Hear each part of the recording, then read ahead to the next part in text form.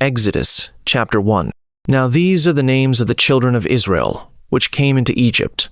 Every man and his household came with Jacob: Reuben, Simeon, Levi, and Judah, Issachar, Zebulun, and Benjamin, Dan, and Naphtali, Gad, and Asher. And all the souls that came out of the loins of Jacob were 70 souls, for Joseph was in Egypt already. And Joseph died, and all his brethren, and all that generation. And the children of Israel were fruitful, and increased abundantly, and multiplied, and waxed exceeding mighty, and the land was filled with them.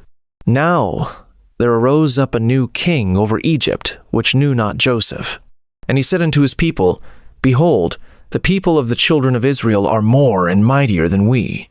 Come on, let us deal wisely with them, lest they multiply, and it come to pass that, when there falleth out any war, they join also unto our enemies, and fight against us, and so get them up out of the land.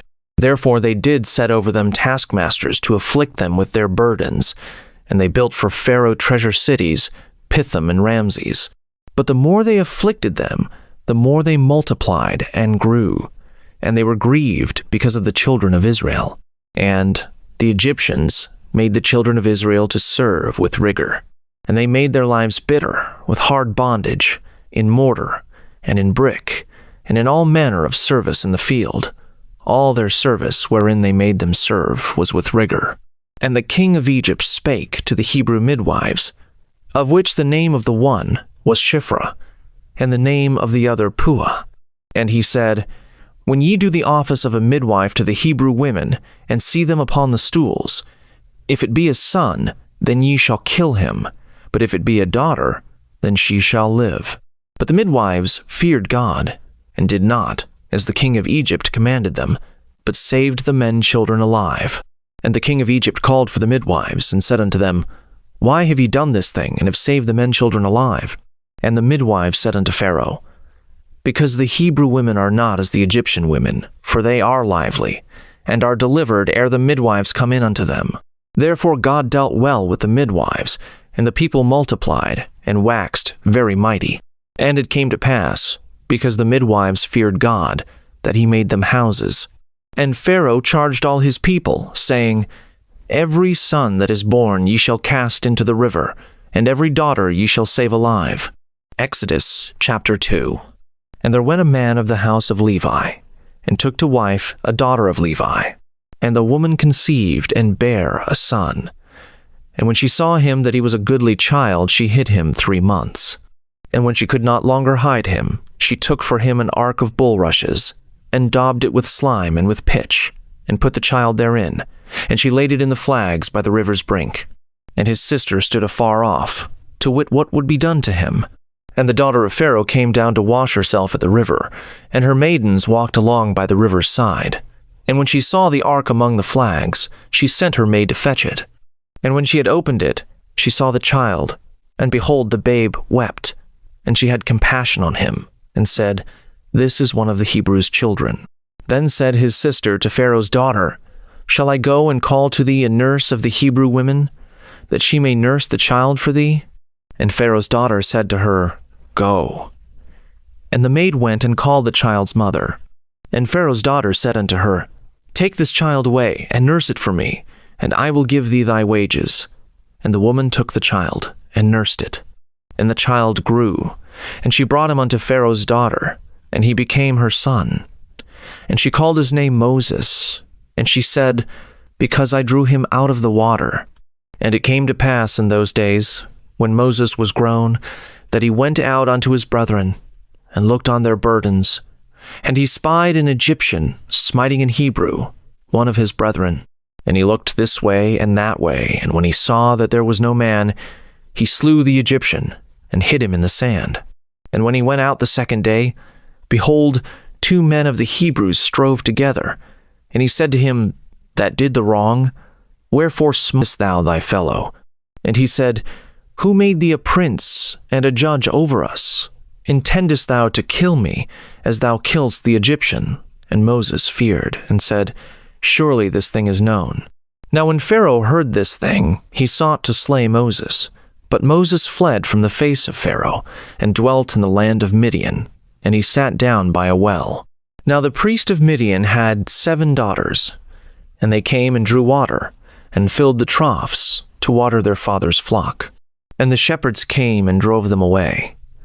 But Moses stood up and helped them, and watered their flock.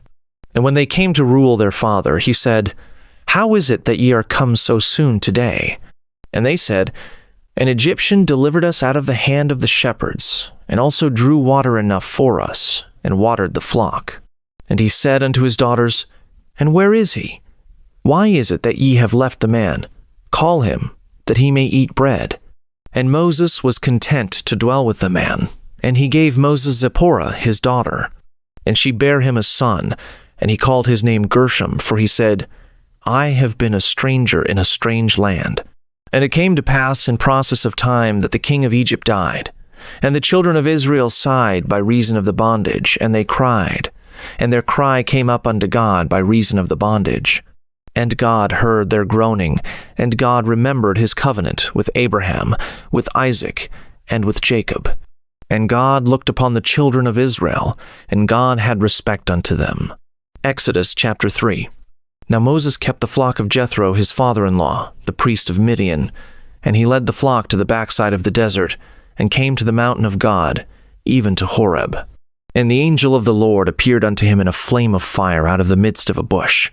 And he looked, and behold, the bush burned with fire, and the bush was not consumed. And Moses said, I will now turn aside, and see this great sight, why the bush is not burned. And when the Lord saw that he turned aside to see, God called unto him out of the midst of the bush, and said, Moses, Moses. And he said, Here am I. And he said, Draw not nigh hither, put off thy shoes from off thy feet, for the place whereon thou standest is holy ground. Moreover he said, I am the God of thy father, the God of Abraham, the God of Isaac, and the God of Jacob. And Moses hid his face, for he was afraid to look upon God. And the Lord said, I have surely seen the affliction of my people which are in Egypt, and have heard their cry by reason of their taskmasters, for I know their sorrows. And I am come down to deliver them out of the hand of the Egyptians, and to bring them up out of that land unto a good land and a large, unto a land flowing with milk and honey, unto the place of the Canaanites, and the Hittites, and the Amorites, and the Perizzites, and the Hivites, and the Jebusites. Now therefore, behold, the cry of the children of Israel is come unto me, and I have also seen the oppression wherewith the Egyptians oppress them. Come now therefore, and I will send thee unto Pharaoh, that thou mayest bring forth my people the children of Israel out of Egypt. And Moses said unto God, Who am I, that I should go unto Pharaoh, and that I should bring forth the children of Israel out of Egypt? And he said, Certainly I will be with thee, and this shall be a token unto thee, that I have sent thee. When thou hast brought forth the people out of Egypt, ye shall serve God upon this mountain. And Moses said unto God, Behold, when I come unto the children of Israel, and shall say unto them, The God of your fathers hath sent me unto you, and they shall say to me, What is his name? What shall I say unto them? And God said unto Moses, I am that I am. And he said, Thus shalt thou say unto the children of Israel, I am hath sent me unto you. And God said moreover unto Moses, Thus shalt thou say unto the children of Israel, The Lord God of your fathers, the God of Abraham, the God of Isaac, and the God of Jacob, hath sent me unto you. This is my name forever. And this is my memorial unto all generations. Go, and gather the elders of Israel together, and say unto them, The Lord God of your fathers, the God of Abraham, of Isaac, and of Jacob, appeared unto me, saying, I have surely visited you, and seen that which is done to you in Egypt. And I have said, I will bring you up out of the affliction of Egypt, unto the land of the Canaanites, and the Hittites, and the Amorites, and the Perizzites, and the Hivites, and the Jebusites, unto a land flowing with milk and honey. And they shall hearken to thy voice, and thou shalt come, thou and the elders of Israel, unto the king of Egypt, and ye shall say unto him, The Lord God of the Hebrews hath met with us. And now let us go, we beseech thee, 3 days' journey into the wilderness, that we may sacrifice to the Lord our God. And I am sure that the king of Egypt will not let you go, no, not by a mighty hand. And I will stretch out my hand, and smite Egypt with all my wonders, which I will do in the midst thereof. And after that he will let you go. And I will give this people favor in the sight of the Egyptians. And it shall come to pass that, when ye go, ye shall not go empty, but every woman shall borrow of her neighbor, and of her that sojourneth in her house, jewels of silver, and jewels of gold, and raiment. And ye shall put them upon your sons, and upon your daughters, and ye shall spoil the Egyptians. Exodus chapter 4. And Moses answered and said, But behold, they will not believe me, nor hearken unto my voice, for they will say, The Lord hath not appeared unto thee. And the Lord said unto him, What is that in thine hand? And he said, A rod. And he said, Cast it on the ground. And he cast it on the ground, and it became a serpent, and Moses fled from before it. And the Lord said unto Moses, Put forth thine hand, and take it by the tail. And he put forth his hand, and caught it, and it became a rod in his hand, that they may believe that the Lord God of their fathers, the God of Abraham, the God of Isaac, and the God of Jacob, hath appeared unto thee. And the Lord said furthermore unto him, Put now thine hand into thy bosom. And he put his hand into his bosom. And when he took it out, behold, his hand was leprous as snow. And he said, Put thine hand into thy bosom again. And he put his hand into his bosom again, and plucked it out of his bosom. And behold, it was turned again as his other flesh. And it shall come to pass, if they will not believe thee, neither hearken to the voice of the first sign, that they will believe the voice of the latter sign. And it shall come to pass, if they will not believe also these 2 signs, neither hearken unto thy voice, that thou shalt take of the water of the river, and pour it upon the dry land. And the water which thou takest out of the river shall become blood upon the dry land. And Moses said unto the Lord, O my Lord, I am not eloquent, neither heretofore, nor since thou hast spoken unto thy servant, but I am slow of speech, and of a slow tongue.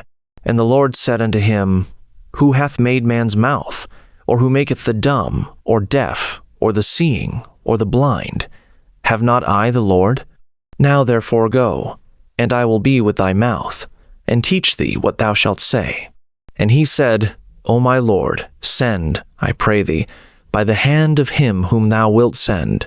And the anger of the Lord was kindled against Moses, and he said, Is not Aaron the Levite thy brother? I know that he can speak well. And also, behold, he cometh forth to meet thee, and when he seeth thee, he will be glad in his heart. And thou shalt speak unto him, and put words in his mouth. And I will be with thy mouth, and with his mouth, and will teach you what ye shall do. And he shall be thy spokesman unto the people, and he shall be, even he shall be to thee, instead of a mouth, and thou shalt be to him, instead of God. And thou shalt take this rod in thine hand, wherewith thou shalt do signs. And Moses went and returned to Jethro his father-in-law, and said unto him, Let me go, I pray thee, and return unto my brethren which are in Egypt, and see whether they be yet alive. And Jethro said to Moses, Go in peace. And the Lord said unto Moses in Midian, Go, return into Egypt, for all the men are dead which sought thy life. And Moses took his wife and his sons, and set them upon an ass, and he returned to the land of Egypt. And Moses took the rod of God in his hand. And the Lord said unto Moses, When thou goest to return into Egypt, see that thou do all those wonders before Pharaoh, which I have put in thine hand. But I will harden his heart, that he shall not let the people go. And thou shalt say unto Pharaoh, Thus saith the Lord, Israel is my son, even my firstborn. And I say unto thee, Let my son go, that he may serve me. And if thou refuse to let him go, behold, I will slay thy son, even thy firstborn. And it came to pass by the way in the inn, that the Lord met him, and sought to kill him. Then Zipporah took a sharp stone, and cut off the foreskin of her son, and cast it at his feet, and said, Surely a bloody husband art thou to me. So he let him go. Then she said, A bloody husband thou art, because of the circumcision. And the Lord said to Aaron, Go into the wilderness to meet Moses. And he went, and met him in the mount of God, and kissed him. And Moses told Aaron all the words of the Lord who had sent him, and all the signs which he had commanded him. And Moses and Aaron went and gathered together all the elders of the children of Israel. And Aaron spake all the words which the Lord had spoken unto Moses, and did the signs in the sight of the people. And the people believed. And when they heard that the Lord had visited the children of Israel, and that he had looked upon their affliction, then they bowed their heads and worshipped. Exodus chapter 5. And afterward Moses and Aaron went in, and told Pharaoh, Thus saith the Lord God of Israel, Let my people go, that they may hold a feast unto me in the wilderness. And Pharaoh said, Who is the Lord, that I should obey his voice to let Israel go? I know not the Lord, neither will I let Israel go. And they said, The God of the Hebrews hath met with us. Let us go, we pray thee, 3 days' journey into the desert, and sacrifice unto the Lord our God, lest he fall upon us with pestilence, or with the sword. And the king of Egypt said unto them, Wherefore do ye, Moses and Aaron, let the people from their works, get you unto your burdens. And Pharaoh said, Behold, the people of the land now are many, and ye make them rest from their burdens. And Pharaoh commanded the same day the taskmasters of the people, and their officers, saying, Ye shall no more give the people straw to make brick, as heretofore. Let them go and gather straw for themselves. And the tale of the bricks, which they did make heretofore, ye shall lay upon them. Ye shall not diminish aught thereof, for they be idle. Therefore they cry, saying, Let us go and sacrifice to our God.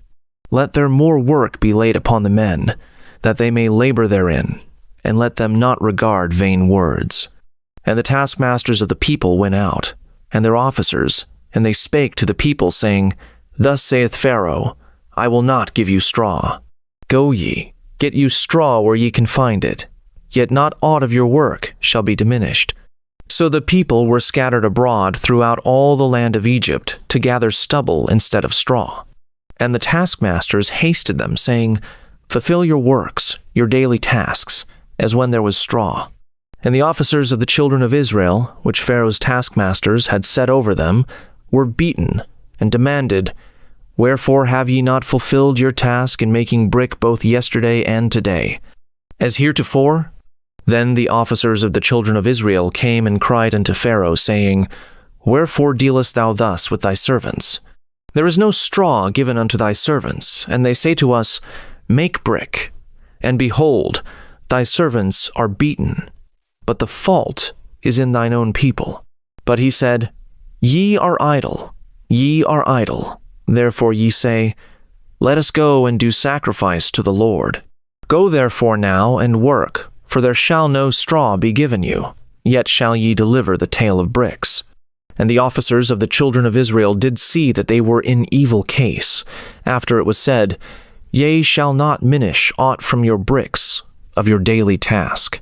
And they met Moses and Aaron, who stood in the way, as they came forth from Pharaoh. And they said unto them, The Lord look upon you, and judge, because ye have made our savor to be abhorred in the eyes of Pharaoh, and in the eyes of his servants, to put a sword in their hand to slay us. And Moses returned unto the Lord, and said, Lord, wherefore hast thou so evil entreated this people? Why is it that thou hast sent me?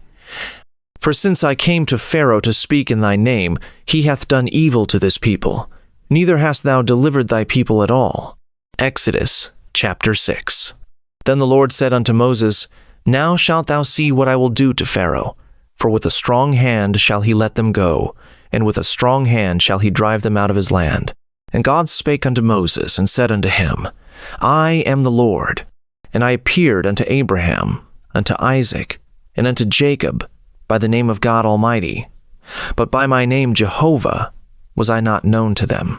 And I have also established my covenant with them, to give them the land of Canaan, the land of their pilgrimage, wherein they were strangers. And I have also heard the groaning of the children of Israel, whom the Egyptians keep in bondage, and I have remembered my covenant. Wherefore say unto the children of Israel, I am the Lord, and I will bring you out from under the burdens of the Egyptians, and I will rid you out of their bondage, and I will redeem you with a stretched out arm, and with great judgments. And I will take you to me for a people, and I will be to you a God. And ye shall know that I am the Lord your God, which bringeth you out from under the burdens of the Egyptians.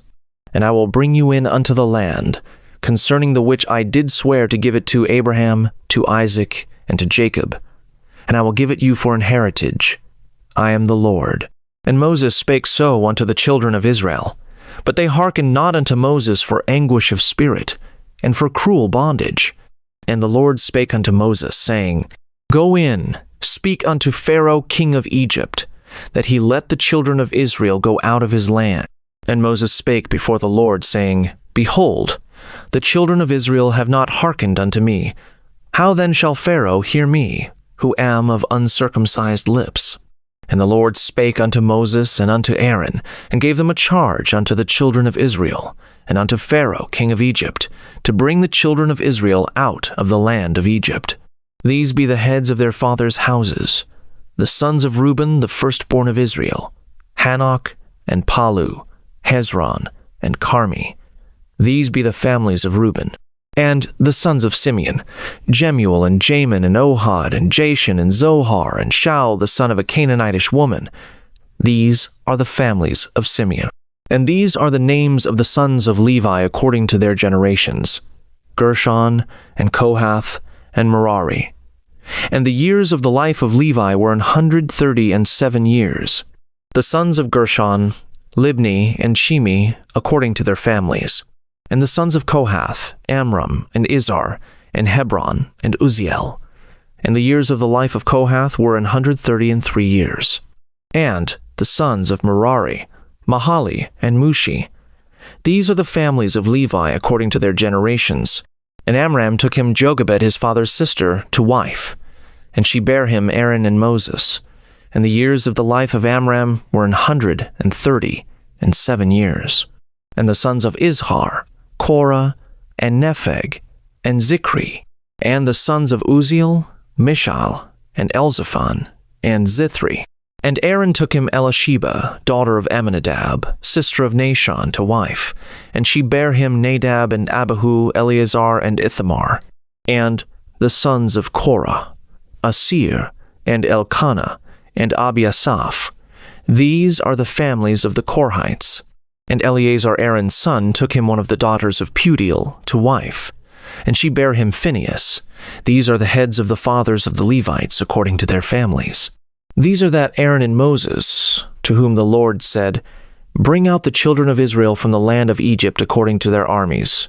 These are they which spake to Pharaoh king of Egypt, to bring out the children of Israel from Egypt.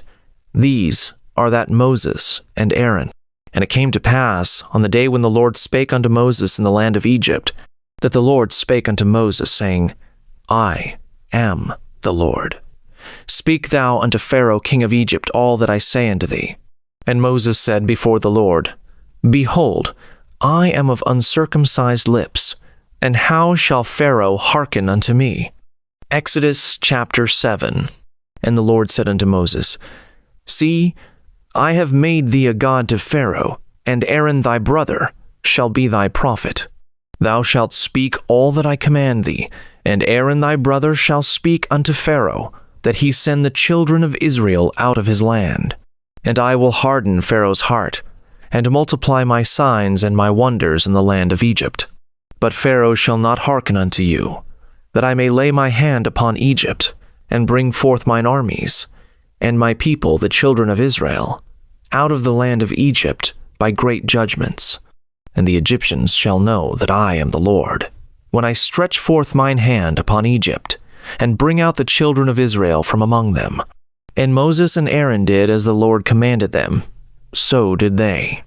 And Moses was 80 years old, and Aaron 83 years old, when they spake unto Pharaoh.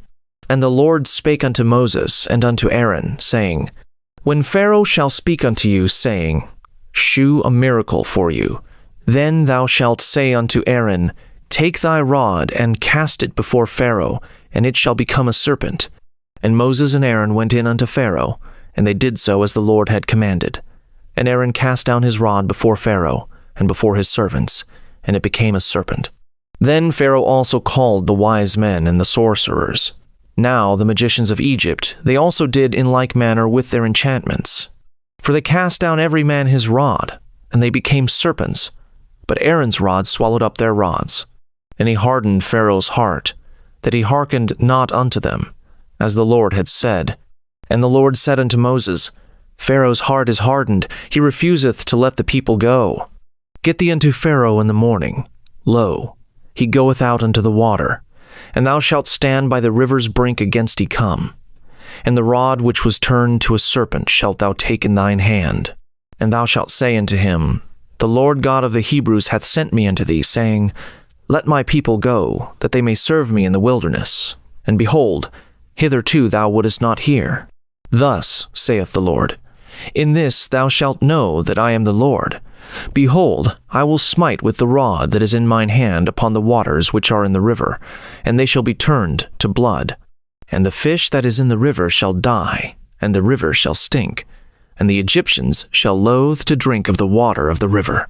And the Lord spake unto Moses, Say unto Aaron, Take thy rod, and stretch out thine hand upon the waters of Egypt, upon their streams, upon their rivers, and upon their ponds, and upon all their pools of water, that they may become blood, and that there may be blood throughout all the land of Egypt, both in vessels of wood and in vessels of stone.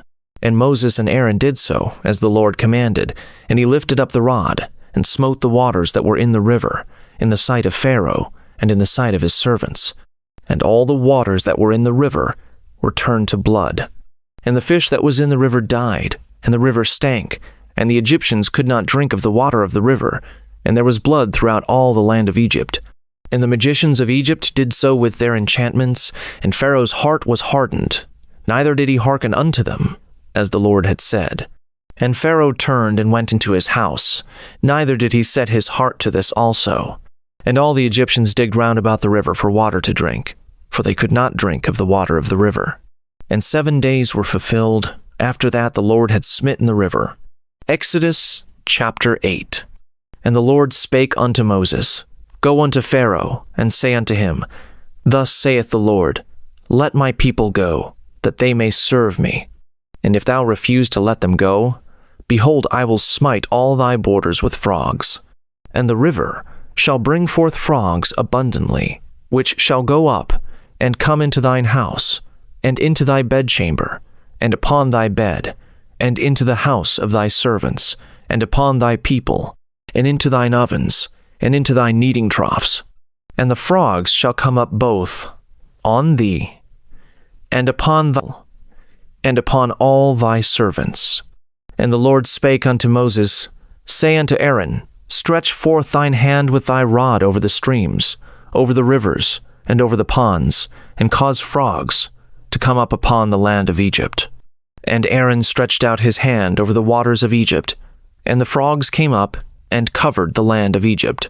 And the magicians did so with their enchantments, and brought up frogs upon the land of Egypt. Then Pharaoh called for Moses and Aaron, and said, Entreat the Lord, that he may take away the frogs from me, and from my people, and I will let the people go, that they may do sacrifice unto the Lord.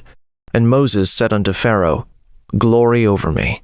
When shall I entreat for thee, and for thy servants, and for thy people, to destroy the frogs from thee and thy houses, that they may remain in the river only? And he said, Tomorrow. And he said, Be it according to thy word, that thou mayest know that there is none like unto the Lord our God. And the frogs shall depart from thee, and from thy houses, and from thy servants, and from thy people. They shall remain in the river only. And Moses and Aaron went out from Pharaoh. And Moses cried unto the Lord because of the frogs which he had brought against Pharaoh. And the Lord did according to the word of Moses. And the frogs died out of the houses, out of the villages, and out of the fields. And they gathered them together upon heaps, and the land stank. But when Pharaoh saw that there was respite, he hardened his heart, and hearkened not unto them, as the Lord had said. And the Lord said unto Moses, Say unto Aaron, Stretch out thy rod, and smite the dust of the land, that it may become lice throughout all the land of Egypt.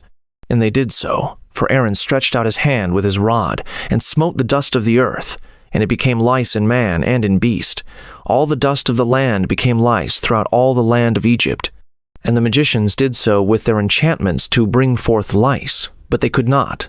So there were lice upon man and upon beast. Then the magicians said unto Pharaoh, This is the finger of God. And Pharaoh's heart was hardened, and he hearkened not unto them, as the Lord had said.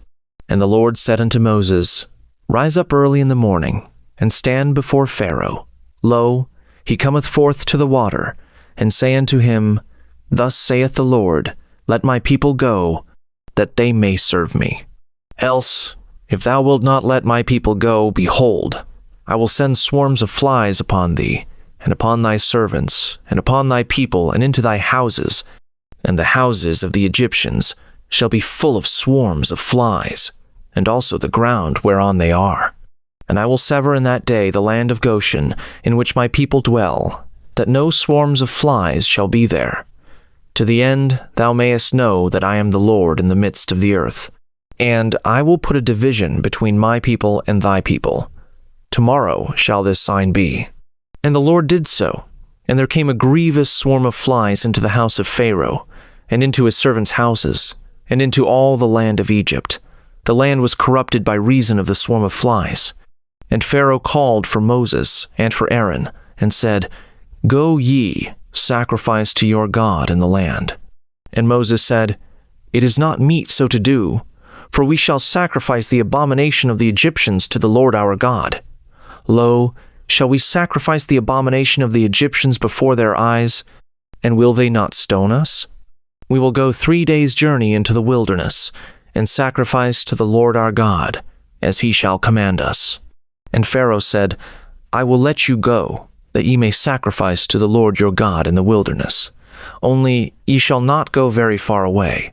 Entreat for me. And Moses said, Behold, I go out from thee, and I will entreat the Lord that the swarms of flies may depart from Pharaoh, from his servants, and from his people tomorrow. But let not Pharaoh deal deceitfully any more in not letting the people go to sacrifice to the Lord. And Moses went out from Pharaoh and entreated the Lord. And the Lord did according to the word of Moses, and he removed the swarms of flies from Pharaoh, from his servants, and from his people. There remained not one. And Pharaoh hardened his heart at this time also, neither would he let the people go. Exodus chapter 9. Then the Lord said unto Moses, Go in unto Pharaoh, and tell him, Thus saith the Lord God of the Hebrews, Let my people go, that they may serve me. For if thou refuse to let them go, and wilt hold them still, behold, the hand of the Lord is upon thy cattle which is in the field, upon the horses, upon the asses, upon the camels, upon the oxen, and upon the sheep. There shall be a very grievous murrain, and the Lord shall sever between the cattle of Israel and the cattle of Egypt, and there shall nothing die of all that is the children's of Israel. And the Lord appointed a set time, saying, Tomorrow the Lord shall do this thing in the land. And the Lord did that thing on the morrow, and all the cattle of Egypt died, but of the cattle of the children of Israel died not one. And Pharaoh sent, and, behold, there was not one of the cattle of the Israelites dead. And the heart of Pharaoh was hardened, and he did not let the people go. And the Lord said unto Moses and unto Aaron, Take to you handfuls of ashes of the furnace, and let Moses sprinkle it toward the heaven in the sight of Pharaoh. And it shall become small dust in all the land of Egypt, and shall be a boil breaking forth with blains upon man and upon beast throughout all the land of Egypt. And they took ashes of the furnace, and stood before Pharaoh, and Moses sprinkled it up toward heaven, and it became a boil breaking forth with blains upon man and upon beast. And the magicians could not stand before Moses because of the boils, for the boil was upon the magicians and upon all the Egyptians. And the Lord hardened the heart of Pharaoh, and he hearkened not unto them, as the Lord had spoken unto Moses. And the Lord said unto Moses, Rise up early in the morning, and stand before Pharaoh, and say unto him, Thus saith the Lord God of the Hebrews, Let my people go, that they may serve me. For I will at this time send all my plagues upon thine heart, and upon thy servants, and upon thy people, that thou mayest know that there is none like me in all the earth. For now I will stretch out my hand, that I may smite thee and thy people with pestilence, and thou shalt be cut off from the earth. And in very deed for this cause have I raised thee up, for to shew in thee my power, and that my name may be declared throughout all the earth. As yet exaltest thou thyself against my people, that thou wilt not let them go? Behold, tomorrow about this time I will cause it to rain a very grievous hail, such as hath not been in Egypt since the foundation thereof, even until now. Send therefore now, and gather thy cattle, and all that thou hast in the field. For upon every man and beast which shall be found in the field, and shall not be brought home, the hail shall come down upon them, and they shall die. He that feared the word of the Lord among the servants of Pharaoh made his servants and his cattle flee into the houses. And he that regarded not the word of the Lord left his servants and his cattle in the field. And the Lord said unto Moses, Stretch forth thine hand toward heaven, that there may be hail in all the land of Egypt, upon man, and upon beast, and upon every herb of the field, throughout the land of Egypt. And Moses stretched forth his rod toward heaven, and the Lord sent thunder and hail, and the fire ran along upon the ground, and the Lord rained hail upon the land of Egypt. So there was hail, and fire mingled with the hail, very grievous, such as there was none like it in all the land of Egypt since it became a nation. And the hail smote throughout all the land of Egypt all that was in the field, both man and beast. And the hail smote every herb of the field, and brake every tree of the field. Only in the land of Goshen, where the children of Israel were, was there no hail. And Pharaoh sent, and called for Moses and Aaron, and said unto them, I have sinned this time. The Lord is righteous, and I and my people are wicked. Entreat the Lord, for it is enough, that there be no more mighty thunderings and hail, and I will let you go, and ye shall stay no longer. And Moses said unto him, As soon as I am gone out of the city, I will spread abroad my hands unto the Lord, and the thunder shall cease, neither shall there be any more hail, that thou mayest know how that the earth is the Lord's. But as for thee and thy servants, I know that ye will not yet fear the Lord God. And the flax and the barley was smitten, for the barley was in the ear, and the flax was bold. But the wheat and the rye were not smitten, for they were not grown up. And Moses went out of the city from Pharaoh, and spread abroad his hands unto the Lord, and the thunders and hail ceased, and the rain was not poured upon the earth. And when Pharaoh saw that the rain and the hail and the thunders were ceased, he sinned yet more, and hardened his heart, he and his servants. And the heart of Pharaoh was hardened, neither would he let the children of Israel go, as the Lord had spoken by Moses. Exodus chapter 10. And the Lord said unto Moses, Go in unto Pharaoh, for I have hardened his heart and the heart of his servants, that I might shew these my signs before him, and that thou mayest tell in the ears of thy son, and of thy son's son, what things I have wrought in Egypt, and my signs which I have done among them, that ye may know how that I am the Lord. And Moses and Aaron came in unto Pharaoh, and said unto him, Thus saith the Lord God of the Hebrews, How long wilt thou refuse to humble thyself before me?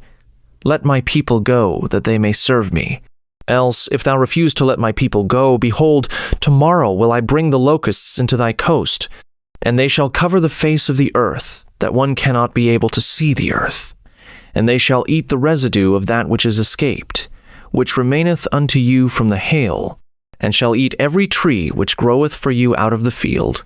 And they shall fill thy houses, and the houses of all thy servants, and the houses of all the Egyptians, which neither thy fathers nor thy fathers' fathers have seen, since the day that they were upon the earth, unto this day. And he turned himself, and went out from Pharaoh. And Pharaoh's servants said unto him, How long shall this man be a snare unto us? Let the men go, that they may serve the Lord their God. Knowest thou not yet that Egypt is destroyed? And Moses and Aaron were brought again unto Pharaoh. And he said unto them, Go, serve the Lord your God. But who are they that shall go? And Moses said, We will go with our young and with our old, with our sons and with our daughters, with our flocks and with our herds will we go, for we must hold a feast unto the Lord. And he said unto them, Let the Lord be so with you, as I will let you go, and your little ones. Look to it, for evil is before you. Not so. Go now, ye that are men, and serve the Lord, for that ye did desire. And they were driven out from Pharaoh's presence. And the Lord said unto Moses, Stretch out thine hand over the land of Egypt for the locusts, that they may come up upon the land of Egypt, and eat every herb of the land, even all that the hail hath left. And Moses stretched forth his rod over the land of Egypt, and the Lord brought an east wind upon the land all that day and all that night. And when it was morning, the east wind brought the locusts. And the locusts went up over all the land of Egypt, and rested in all the coasts of Egypt. Very grievous were they. Before them there were no such locusts as they, neither after them shall be such. For they covered the face of the whole earth, so that the land was darkened. And they did eat every herb of the land, and all the fruit of the trees which the hail had left. And there remained not any green thing in the trees, or in the herbs of the field, through all the land of Egypt. Then Pharaoh called for Moses and Aaron in haste, and he said, I have sinned against the Lord your God, and against you. Now therefore forgive, I pray thee, my sin only this once, and entreat the Lord your God, that he may take away from me this death only. And he went out from Pharaoh, and entreated the Lord. And the Lord turned a mighty strong west wind, which took away the locusts, and cast them into the Red Sea. There remained not one locust in all the coasts of Egypt. But the Lord hardened Pharaoh's heart, so that he would not let the children of Israel go. And the Lord said unto Moses, Stretch out thine hand toward heaven, that there may be darkness over the land of Egypt, even darkness which may be felt. And Moses stretched forth his hand toward heaven, and there was a thick darkness in all the land of Egypt 3 days. They saw not one another, neither rose any from his place for 3 days.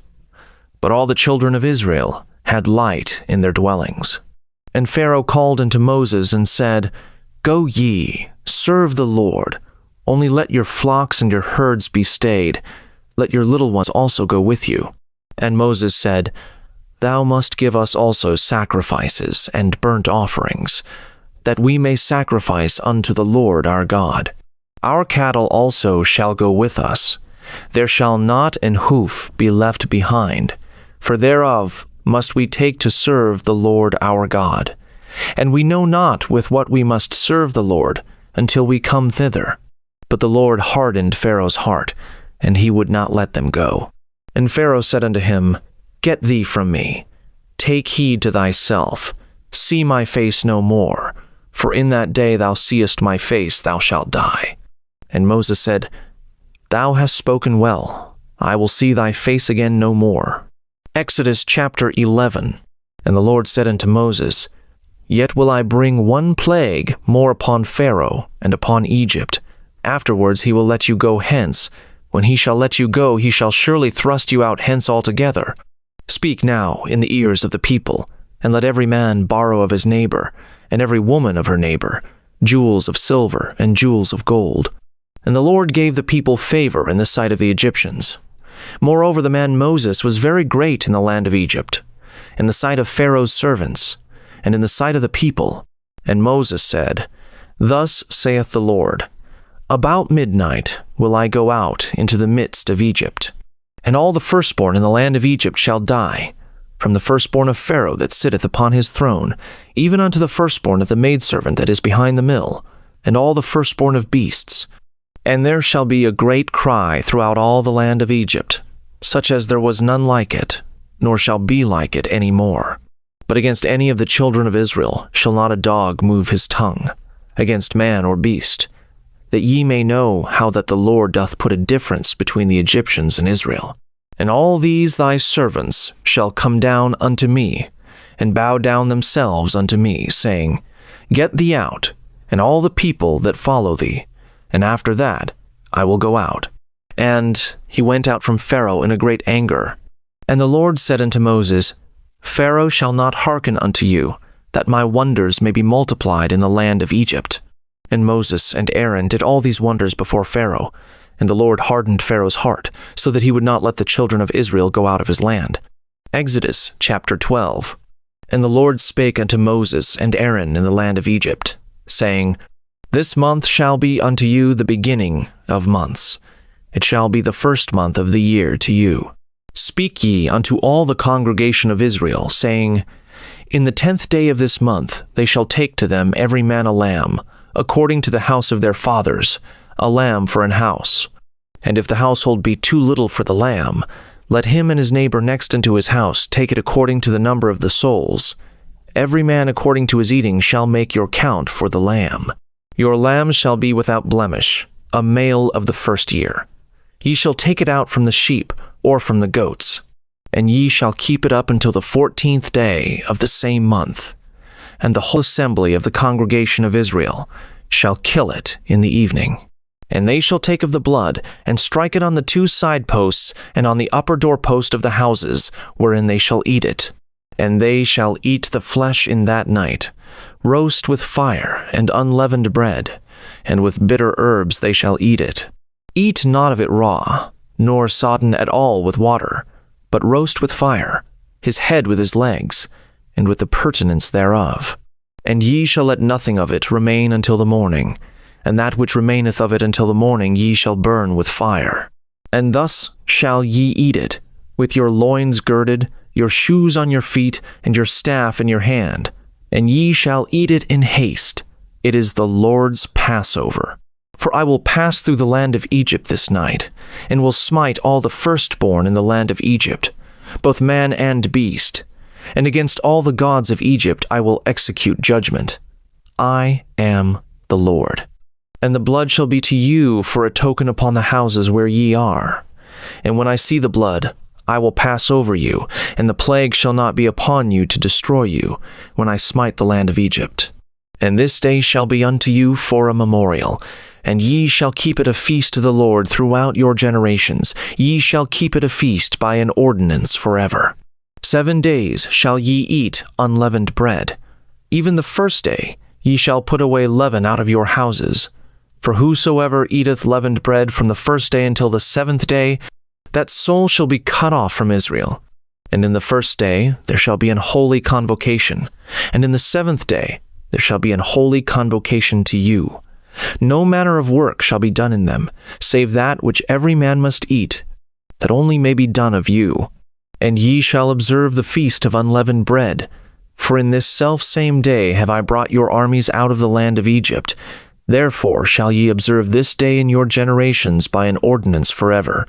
In the 1st month, on the 14th day of the month at even, ye shall eat unleavened bread, until the 21st day of the month at even.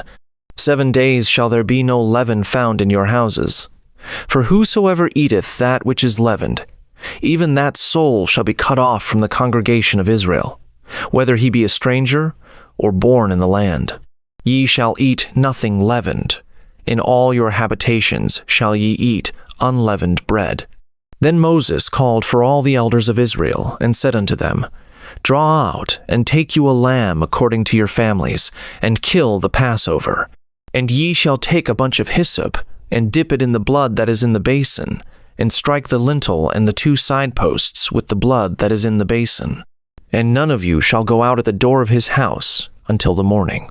For the Lord will pass through to smite the Egyptians, and when he seeth the blood upon the lintel, and on the 2 side posts, the Lord will pass over the door, and will not suffer the destroyer to come in unto your houses to smite you. And ye shall observe this thing for an ordinance to thee and to thy sons forever. And it shall come to pass, when ye be come to the land which the Lord will give you, according as he hath promised, that ye shall keep this service. And it shall come to pass, when your children shall say unto you, What mean ye by this service? That ye shall say, It is the sacrifice of the Lord's Passover, who passed over the houses of the children of Israel in Egypt, when he smote the Egyptians, and delivered our houses. And the people bowed the head, and worshipped. And the children of Israel went away, and did as the Lord had commanded Moses and Aaron. So did they. And it came to pass, that at midnight the Lord smote all the firstborn in the land of Egypt, from the firstborn of Pharaoh that sat on his throne unto the firstborn of the captive that was in the dungeon, and all the firstborn of cattle. And Pharaoh rose up in the night, he and all his servants, and all the Egyptians, and there was a great cry in Egypt, for there was not a house where there was not one dead. And he called for Moses and Aaron by night, and said, Rise up, and get you forth from among my people, both ye and the children of Israel, and go, serve the Lord as ye have said. Also take your flocks and your herds, as ye have said, and be gone, and bless me also. And the Egyptians were urgent upon the people, that they might send them out of the land in haste, for they said, We be all dead men. And the people took their dough before it was leavened, their kneading troughs being bound up in their clothes upon their shoulders. And the children of Israel did according to the word of Moses. And they borrowed of the Egyptians jewels of silver and jewels of gold and raiment. And the Lord gave the people favor in the sight of the Egyptians, so that they lent unto them such things as they required. And they spoiled the Egyptians. And the children of Israel journeyed from Ramses to Succoth, about 600,000 on foot that were men, beside children. And a mixed multitude went up also with them, and flocks, and herds, even very much cattle. And they baked unleavened cakes of the dough which they brought forth out of Egypt, for it was not leavened, because they were thrust out of Egypt, and could not tarry, neither had they prepared for themselves any victual. Now the sojourning of the children of Israel who dwelt in Egypt was 430 years. And it came to pass at the end of the 430 years, even the selfsame day it came to pass, that all the hosts of the Lord went out from the land of Egypt. It is a night to be much observed unto the Lord, for bringing them out from the land of Egypt.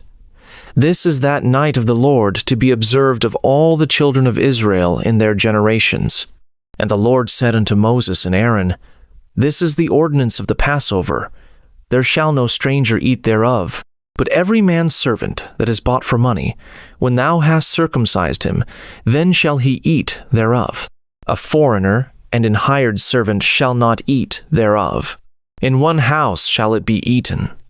Thou shalt not carry forth aught of the flesh abroad out of the house, neither shall ye break a bone thereof. All the congregation of Israel shall keep it. And when a stranger shall sojourn with thee, and will keep the Passover to the Lord, let all his males be circumcised, and then let him come near and keep it. And he shall be as one that is born in the land. For no uncircumcised person shall eat thereof. One law shall be to him that is homeborn, and unto the stranger that sojourneth among you. Thus did all the children of Israel, as the Lord commanded Moses and Aaron, so did they. And it came to pass the selfsame day, that the Lord did bring the children of Israel out of the land of Egypt by their armies. Exodus chapter 13. And the Lord spake unto Moses, saying, Sanctify unto me all the firstborn, whatsoever openeth the womb among the children of Israel, both of man and of beast, it is mine. And Moses said unto the people, Remember this day, in which ye came out from Egypt, out of the house of bondage. For by strength of hand the Lord brought you out from this place. There shall no leavened bread be eaten. This day came ye out in the month Abib. And it shall be when the Lord shall bring thee into the land of the Canaanites, and the Hittites, and the Amorites, and the Hivites, and the Jebusites, which he sware unto thy fathers to give thee, a land flowing with milk and honey, that thou shalt keep this service in this month. 7 days thou shalt eat unleavened bread, and in the 7th day shall be a feast to the Lord. Unleavened bread shall be eaten 7 days, and there shall no leavened bread be seen with thee. Neither shall there be leaven seen with thee in all thy quarters. And thou shalt shew thy son in that day, saying, This is done because of that which the Lord did unto me when I came forth out of Egypt. And it shall be for a sign unto thee upon thine hand, and for a memorial between thine eyes, that the Lord's law may be in thy mouth. For with a strong hand hath the Lord brought thee out of Egypt. Thou shalt therefore keep this ordinance in his season from year to year.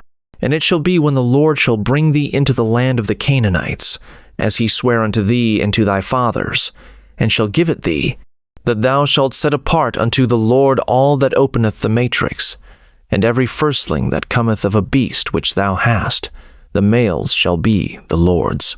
And every firstling of an ass thou shalt redeem with a lamb, and if thou wilt not redeem it, then thou shalt break his neck.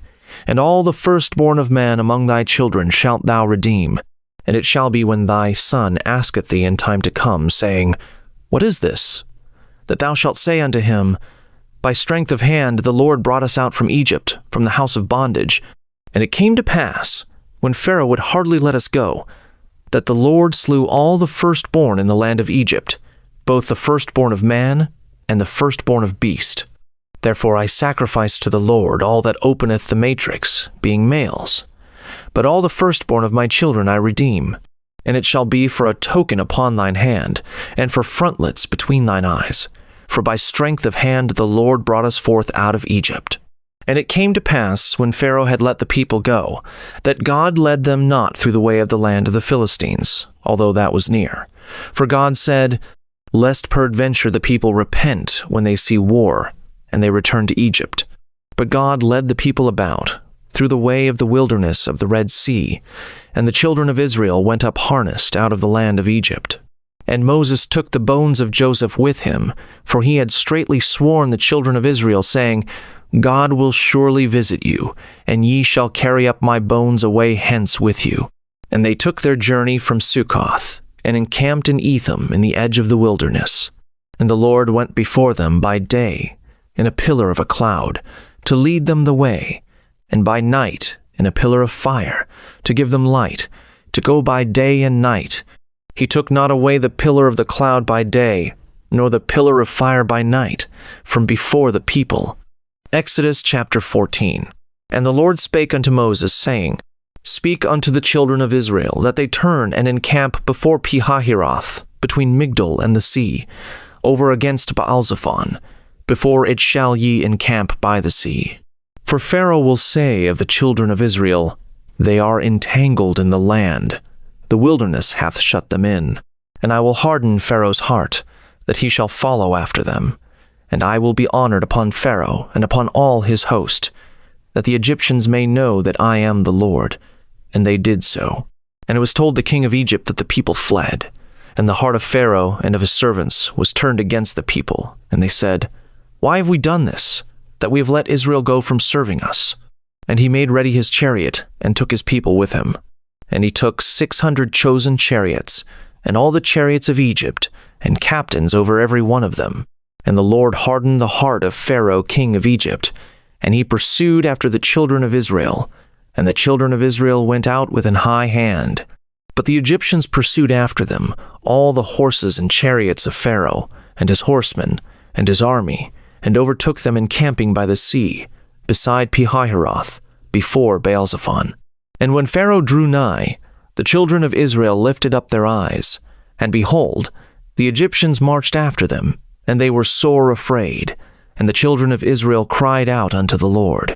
And they said unto Moses, Because there were no graves in Egypt, hast thou taken us away to die in the wilderness? Wherefore hast thou dealt thus with us to carry us forth out of Egypt? Is not this the word that we did tell thee in Egypt, saying, Let us alone, that we may serve the Egyptians? For it had been better for us to serve the Egyptians than that we should die in the wilderness. And Moses said unto the people, Fear ye not, stand still, and see the salvation of the Lord, which he will show to you today. For the Egyptians whom ye have seen today, ye shall see them again no more forever.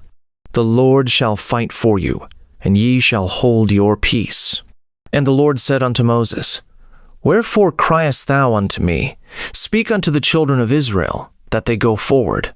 But lift thou up thy rod, and stretch out thine hand over the sea, and divide it.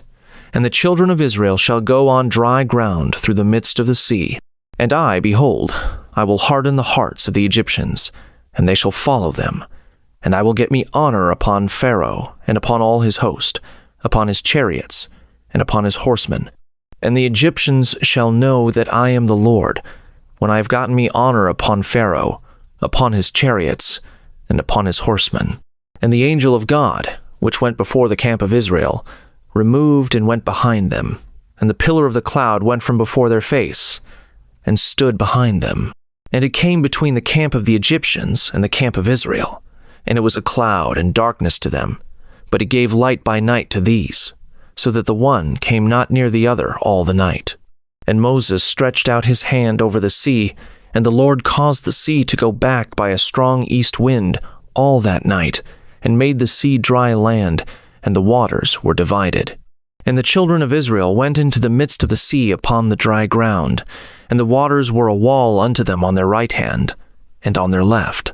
And the Egyptians pursued, and went in after them to the midst of the sea, even all Pharaoh's horses, his chariots, and his horsemen. And it came to pass that in the morning watch the Lord looked unto the host of the Egyptians through the pillar of fire and of the cloud, and troubled the host of the Egyptians, and took off their chariot wheels, that they drave them heavily, so that the Egyptians said, Let us flee from the face of Israel, for the Lord fighteth for them against the Egyptians. And the Lord said unto Moses, Stretch out thine hand over the sea, that the waters may come again upon the Egyptians, upon their chariots, and upon their horsemen. And Moses stretched forth his hand over the sea, and the sea returned to his strength when the morning appeared. And the Egyptians fled against it, and the Lord overthrew the Egyptians in the midst of the sea. And the waters returned, and covered the chariots, and the horsemen, and all the host of Pharaoh that came into the sea after them. There remained not so much as one of them. But the children of Israel walked upon dry land in the midst of the sea, and the waters were a wall unto them on their right hand and on their left. Thus the Lord saved Israel that day out of the hand of the Egyptians. And Israel saw the Egyptians dead upon the seashore. And Israel saw that great work which the Lord did upon the Egyptians. And the people feared the Lord, and believed the Lord, and his servant Moses. Exodus chapter 15. Then sang Moses and the children of Israel this song unto the Lord, and spake, saying, I will sing unto the Lord, for he hath triumphed gloriously. The horse and his rider hath he thrown into the sea. The Lord is my strength and song, and he is become my salvation. He is my God, and I will prepare him an habitation, my father's God, and I will exalt him. The Lord is a man of war. The Lord is his name. Pharaoh's chariots and his host hath he cast into the sea. His chosen captains also are drowned in the Red Sea. The depths have covered them. They sank into the bottom as a stone. Thy right hand, O Lord, is become glorious in power. Thy right hand, O Lord, hath dashed in pieces the enemy. And in the greatness of thine excellency thou hast overthrown them that rose up against thee. Thou sentest forth thy wrath, which consumed them as stubble. And with the blast of thy nostrils the waters were gathered together. The floods stood upright as an heap, and the depths were congealed in the heart of the sea. The enemy said, I will pursue, I will overtake, I will divide the spoil. My lust shall be satisfied upon them. I will draw my sword, my hand shall destroy them. Thou didst blow with thy wind, the sea covered them. They sank as lead in the mighty waters. Who is like unto thee, O Lord, among the gods? Who is like thee, glorious in holiness, fearful in praises, doing wonders? Thou stretchest out thy right hand, the earth swallowed them. Thou in thy mercy hast led forth the people which thou hast redeemed. Thou hast guided them in thy strength unto thy holy habitation. The people shall hear and be afraid. Sorrow shall take hold on the inhabitants of Palestina. Then the dukes of Edom shall be amazed. The mighty men of Moab, trembling, shall take hold upon them. All the inhabitants of Canaan shall melt away. Fear and dread shall fall upon them. By the greatness of thine arm they shall be as still as a stone, till thy people pass over, O Lord, till the people pass over, which thou hast purchased. Thou shalt bring them in, and plant them in the mountain of thine inheritance, in the place, O Lord, which thou hast made for thee to dwell in the sanctuary, O Lord, which thy hands have established. The Lord shall reign forever and ever. For the horse of Pharaoh went in with his chariots and with his horsemen into the sea, and the Lord brought again the waters of the sea upon them. But the children of Israel went on dry land in the midst of the sea. And Miriam, the prophetess, the sister of Aaron, took a timbrel in her hand, and all the women went out after her with timbrels and with dances. And Miriam answered them, Sing ye to the Lord, for he hath triumphed gloriously. The horse and his rider hath he thrown into the sea. So Moses brought Israel from the Red Sea, and they went out into the wilderness of Shur. And they went 3 days in the wilderness, and found no water. And when they came to Marah, they could not drink of the waters of Marah, for they were bitter. Therefore the name of it was called Marah. And the people murmured against Moses, saying, What shall we drink? And he cried unto the Lord. And the Lord showed him a tree, which when he had cast into the waters were made sweet. There he made for them a statute and an ordinance, and there he proved them, and said, If thou wilt diligently hearken to the voice of the Lord thy God, and wilt do that which is right in his sight, and wilt give ear to his commandments, and keep all his statutes, I will put none of these diseases upon thee, which I have brought upon the Egyptians, for I am the Lord that healeth thee. And they came to Elim, where were 12 wells of water, and 70 palm trees, and they encamped there by the waters. Exodus chapter 16. And they took their journey from Elim, and all the congregation of the children of Israel came unto the wilderness of Sin, which is between Elim and Sinai, on the 15th day of the 2nd month, after their departing out of the land of Egypt. And the whole congregation of the children of Israel murmured against Moses and Aaron in the wilderness. And the children of Israel said unto them, Would to God we had died by the hand of the Lord in the land of Egypt, when we sat by the flesh pots, and when we did eat bread to the full. For ye have brought us forth into this wilderness, to kill this whole assembly with hunger. Then said the Lord unto Moses, Behold, I will rain bread from heaven for you, and the people shall go out and gather a certain rate every day, that I may prove them whether they will walk in my law or no. And it shall come to pass, that on the 6th day they shall prepare that which they bring in. And it shall be twice as much as they gather daily. And Moses and Aaron said unto all the children of Israel, At even, then ye shall know that the Lord hath brought you out from the land of Egypt. And in the morning, then ye shall see the glory of the Lord, for that he heareth your murmurings against the Lord. And what are we, that ye murmur against us? And Moses said, This shall be, when the Lord shall give you in the evening flesh to eat, and in the morning bread to the full, for that the Lord heareth your murmurings which ye murmur against him. And what are we? Your murmurings are not against us, but against the Lord. And Moses spake unto Aaron, Say unto all the congregation of the children of Israel, Come near before the Lord, for he hath heard your murmurings. And it came to pass, as Aaron spake unto the whole congregation of the children of Israel, that they looked toward the wilderness, and behold, the glory of the Lord appeared in the cloud.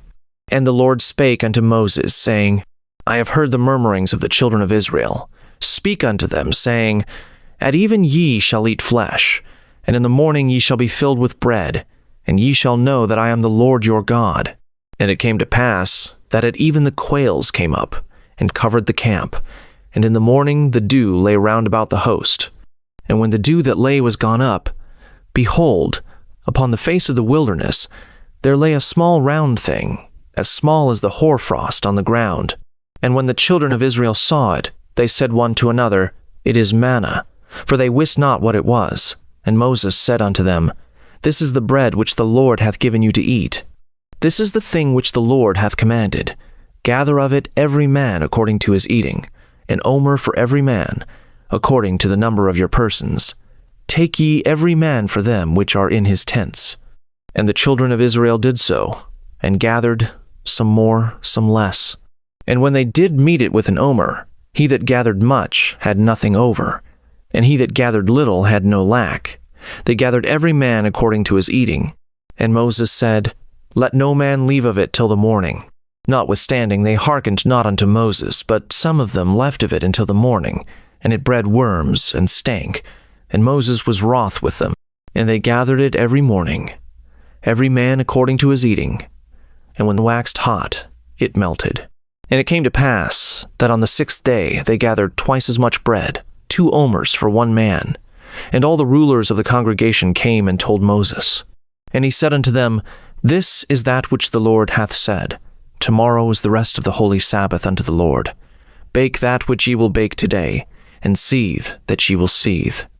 And that which remaineth over lay up for you to be kept until the morning.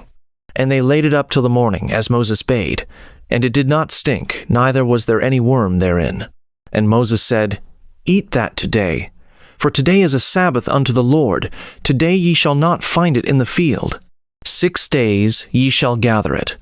But on the 7th day, which is the Sabbath, in it there shall be none. And it came to pass that there went out some of the people on the 7th day for to gather, and they found none. And the Lord said unto Moses, How long refuse ye to keep my commandments and my laws? See, for that the Lord hath given you the Sabbath, therefore he giveth you on the 6th day the bread of 2 days. Abide ye every man in his place. Let no man go out of his place on the 7th day. So the people rested on the 7th day. And the house of Israel called the name thereof manna, and it was like coriander seed, white, and the taste of it was like wafers made with honey. And Moses said, This is the thing which the Lord commandeth. Fill an omer of it to be kept for your generations, that they may see the bread wherewith I have fed you in the wilderness, when I brought you forth from the land of Egypt. And Moses said unto Aaron, Take a pot, and put an omer full of manna therein, and lay it up before the Lord, to be kept for your generations. As the Lord commanded Moses, so Aaron laid it up before the testimony, to be kept. And the children of Israel did eat manna 40 years, until they came to a land inhabited. They did eat manna, until they came unto the borders of the land of Canaan. Now an omer is the 10th part of an ephah. Exodus chapter 17. And all the congregation of the children of Israel journeyed from the wilderness of Sin, after their journeys, according to the commandment of the Lord, and pitched in Rephidim. And there was no water for the people to drink. Wherefore the people did chide with Moses, and said, Give us water that we may drink. And Moses said unto them, Why chide ye with me? Wherefore do you tempt the Lord? And the people thirsted there for water. And the people murmured against Moses, and said, Wherefore is this that thou hast brought us up out of Egypt, to kill us and our children and our cattle with thirst? And Moses cried unto the Lord, saying, What shall I do unto this people? They be almost ready to stone me. And the Lord said unto Moses, Go on before the people, and take with thee of the elders of Israel. And thy rod wherewith thou smotest the river, take in thine hand, and go. Behold, I will stand before thee there upon the rock in Horeb, and thou shalt smite the rock, and there shall come water out of it, that the people may drink. And Moses did so in the sight of the elders of Israel. And he called the name of the place Massah and Meribah, because of the chiding of the children of Israel, and because they tempted the Lord, saying, Is the Lord among us, or not? Then came Amalek, and fought with Israel in Rephidim. And Moses said unto Joshua, Choose us out, men, and go out, fight with Amalek. Tomorrow I will stand on the top of the hill with the rod of God in mine hand. So Joshua did as Moses had said to him, and fought with Amalek. And Moses, Aaron, and Hur went up to the top of the hill. And it came to pass, when Moses held up his hand, that Israel prevailed. And when he let down his hand, Amalek prevailed. But Moses' hands were heavy, and they took a stone, and put it under him, and he sat thereon. And Aaron and Hur stayed up his hands, the one on the one side, and the other on the other side. And his hands were steady until the going down of the sun. And Joshua discomfited Amalek and his people with the edge of the sword. And the Lord said unto Moses, Write this for a memorial in a book, and rehearse it in the ears of Joshua, for I will utterly put out the remembrance of Amalek from under heaven.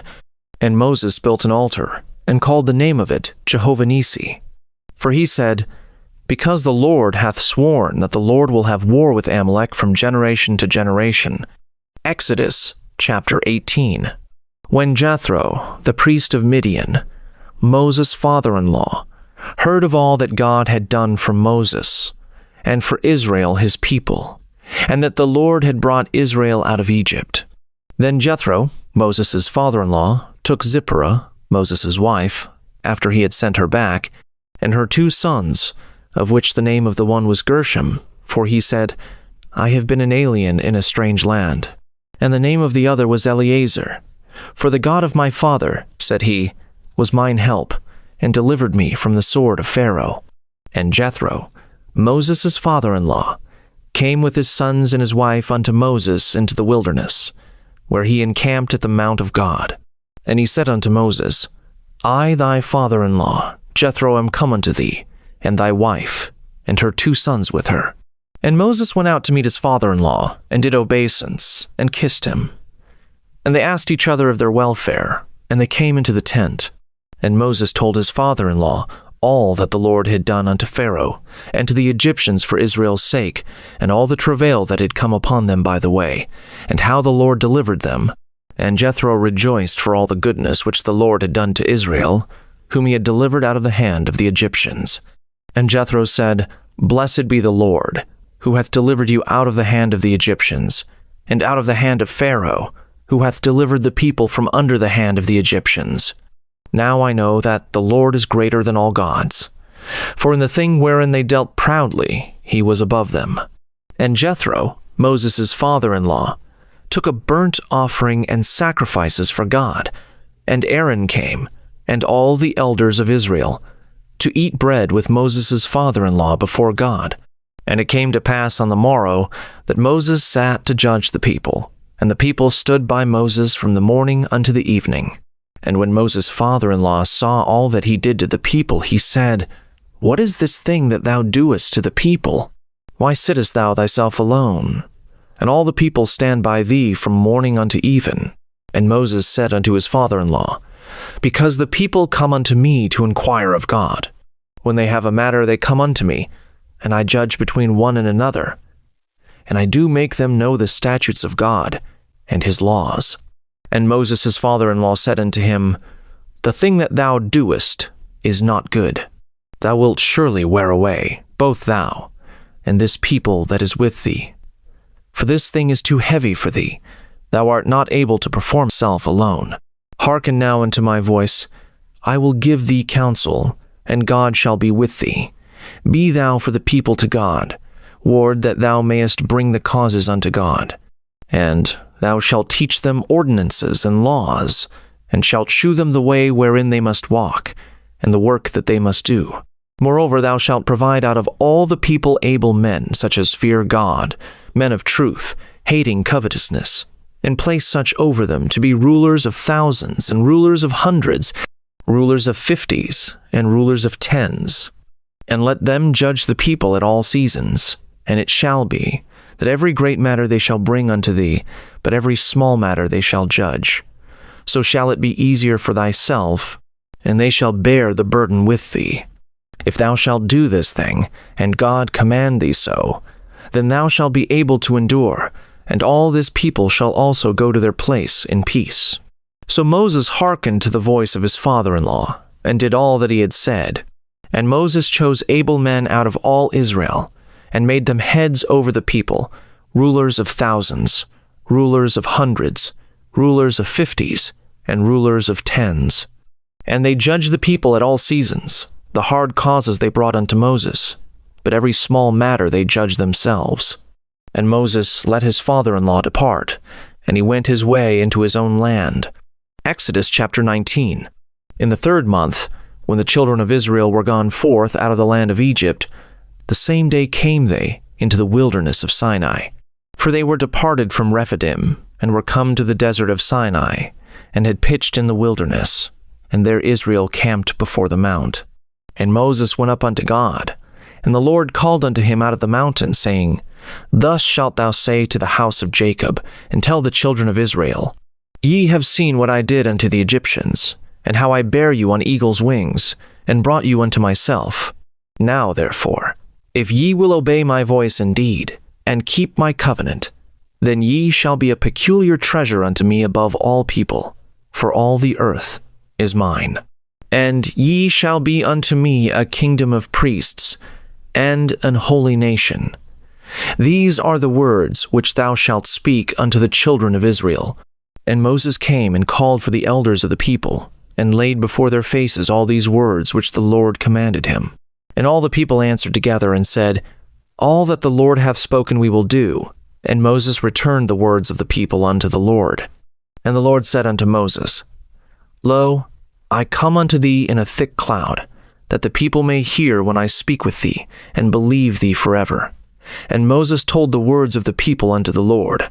And the Lord said unto Moses, Go unto the people, and sanctify them today and tomorrow, and let them wash their clothes, and be ready against the third day. For the third day the Lord will come down in the sight of all the people upon Mount Sinai. And thou shalt set bounds unto the people round about, saying, Take heed to yourselves, that ye go not up into the mount, or touch the border of it. Whosoever toucheth the mount shall be surely put to death. There shall not an hand touch it, but he shall surely be stoned, or shot through. Whether it be beast or man, it shall not live. When the trumpet soundeth long, they shall come up to the mount. And Moses went down from the mount unto the people, and sanctified the people, and they washed their clothes. And he said unto the people, Be ready against the third day, come not at your wives. And it came to pass on the third day in the morning, that there were thunders and lightnings, and a thick cloud upon the mount, and the voice of the trumpet exceeding loud, so that all the people that was in the camp trembled. And Moses brought forth the people out of the camp to meet with God, and they stood at the nether part of the mount.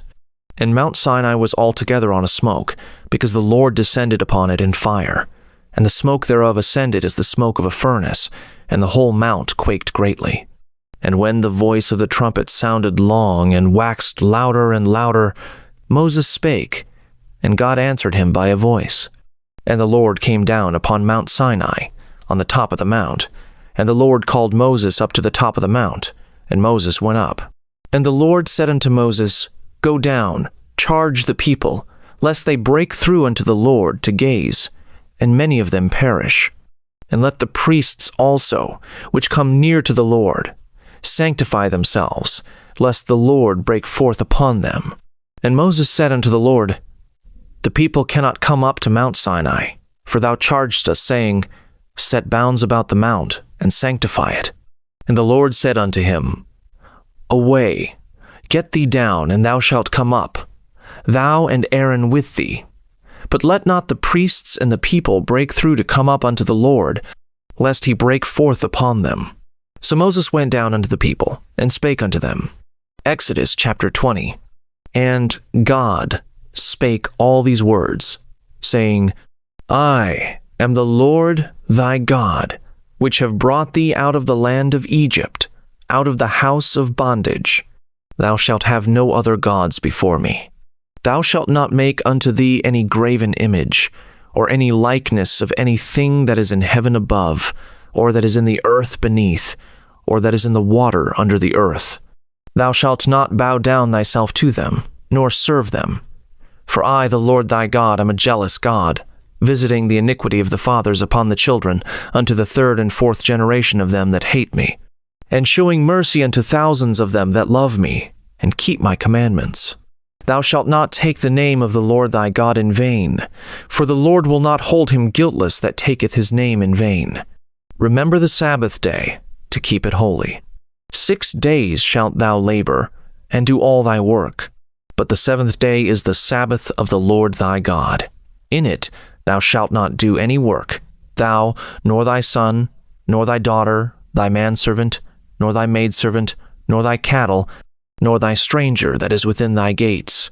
For in 6 days the Lord made heaven and earth, the sea, and all that in them is, and rested the seventh day. Wherefore the Lord blessed the Sabbath day, and hallowed it. Honor thy father and thy mother, that thy days may be long upon the land which the Lord thy God giveth thee. Thou shalt not kill. Thou shalt not commit adultery. Thou shalt not steal. Thou shalt not bear false witness against thy neighbor. Thou shalt not covet thy neighbor's house. Thou shalt not covet thy neighbor's wife, nor his manservant, nor his maidservant, nor his ox, nor his ass, nor anything that is thy neighbor's.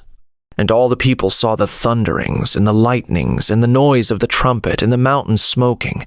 And when the people saw it, they removed and stood afar off. And they said unto Moses, Speak thou with us, and we will hear. But let not God speak with us, lest we die. And Moses said unto the people, Fear not, for God is come to prove you, and that his fear may be before your faces, that ye sin not.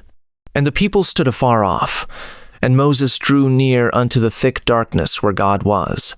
And the Lord said unto Moses, Thus thou shalt say unto the children of Israel, Ye have seen that I have talked with you from heaven.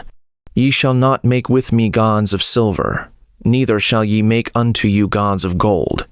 An altar of earth thou shalt make unto me, and shalt sacrifice thereon thy burnt offerings, and thy peace offerings, thy sheep, and thine oxen. In all places where I record my name I will come unto thee, and I will bless thee. And if thou wilt make me an altar of stone, thou shalt not build it of hewn stone. For if thou lift up thy tool upon it, thou hast polluted it. Neither shalt thou go up by steps unto mine altar, that thy nakedness be not discovered thereon. Exodus chapter 21. Now these are the judgments which thou shalt set before them. If thou buy an Hebrew servant, 6 years he shall serve, and in the 7th he shall go out free for nothing. If he came in by himself, he shall go out by himself. If he were married, then his wife shall go out with him. If his master have given him a wife, and she have borne him sons or daughters, the wife and her children shall be her master's, and he shall go out by himself. And if the servant shall plainly say, I love my master, my wife, and my children, I will not go out free, then his master shall bring him unto the judges. He shall also bring him to the door, or unto the doorpost, and his master shall bore his ear through with an awl, and he shall serve him forever. And if a man sell his daughter to be a maidservant, she shall not go out as the menservants do. If she please not her master, who hath betrothed her to himself, then shall he let her be redeemed. To sell her unto a strange nation he shall have no power, seeing he hath dealt deceitfully with her. And if he have betrothed her unto his son, he shall deal with her after the manner of daughters. If he take him another wife, her food, her raiment, and her duty of marriage shall he not diminish. And if he do not these 3 unto her, then shall she go out free without money. He that smiteth a man, so that he die, shall be surely put to death. And if a man lie not in wait, but God deliver him into his hand, then I will appoint thee a place whither he shall flee. But if a man come presumptuously upon his neighbor, to slay him with guile, thou shalt take him from mine altar, that he may die. And he that smiteth his father or his mother shall be surely put to death. And he that stealeth a man, and selleth him, or if he be found in his hand, he shall surely be put to death. And he that curseth his father or his mother shall surely be put to death. And if men strive together, and one smite another with a stone or with his fist, and he die not, but keepeth his bed, if he rise again, and walk abroad upon his staff, then shall he that smote him be quit. Only he shall pay for the loss of his time, and shall cause him to be thoroughly healed. And if a man smite his servant, or his maid, with a rod, and he die under his hand, he shall be surely punished. Notwithstanding, if he continue a day or 2, he shall not be punished, for he is his money. If men strive, and hurt a woman with child, so that her fruit depart from her, and yet no mischief follow, he shall be surely punished, according as the woman's husband will lay upon him. And he shall pay as the judges determine. And if any mischief follow, then thou shalt give life for life, eye for eye, tooth for tooth, hand for hand, foot for foot, burning for burning, wound for wound, stripe for stripe. And if a man smite the eye of his servant, or the eye of his maid, that it perish, he shall let him go free for his eye's sake. And if he smite out his manservant's tooth, or his maidservant's tooth, he shall let him go free for his tooth's sake. If an ox gore a man or a woman, that they die, then the ox shall be surely stoned, and his flesh shall not be eaten, but the owner of the ox shall be quit.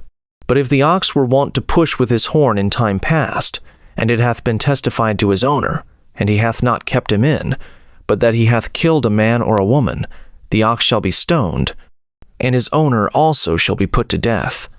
If there be laid on him a sum of money, then he shall give for the ransom of his life whatsoever is laid upon him. Whether he have gored a son, or have gored a daughter, according to this judgment shall it be done unto him. If the ox shall push a manservant or a maidservant, he shall give unto their master 30 shekels of silver, and the ox shall be stoned. And if a man shall open a pit, or if a man shall dig a pit, and not cover it, and an ox or an ass fall therein, the owner of the pit shall make it good, and give money unto the owner of them, and the dead beast shall be his.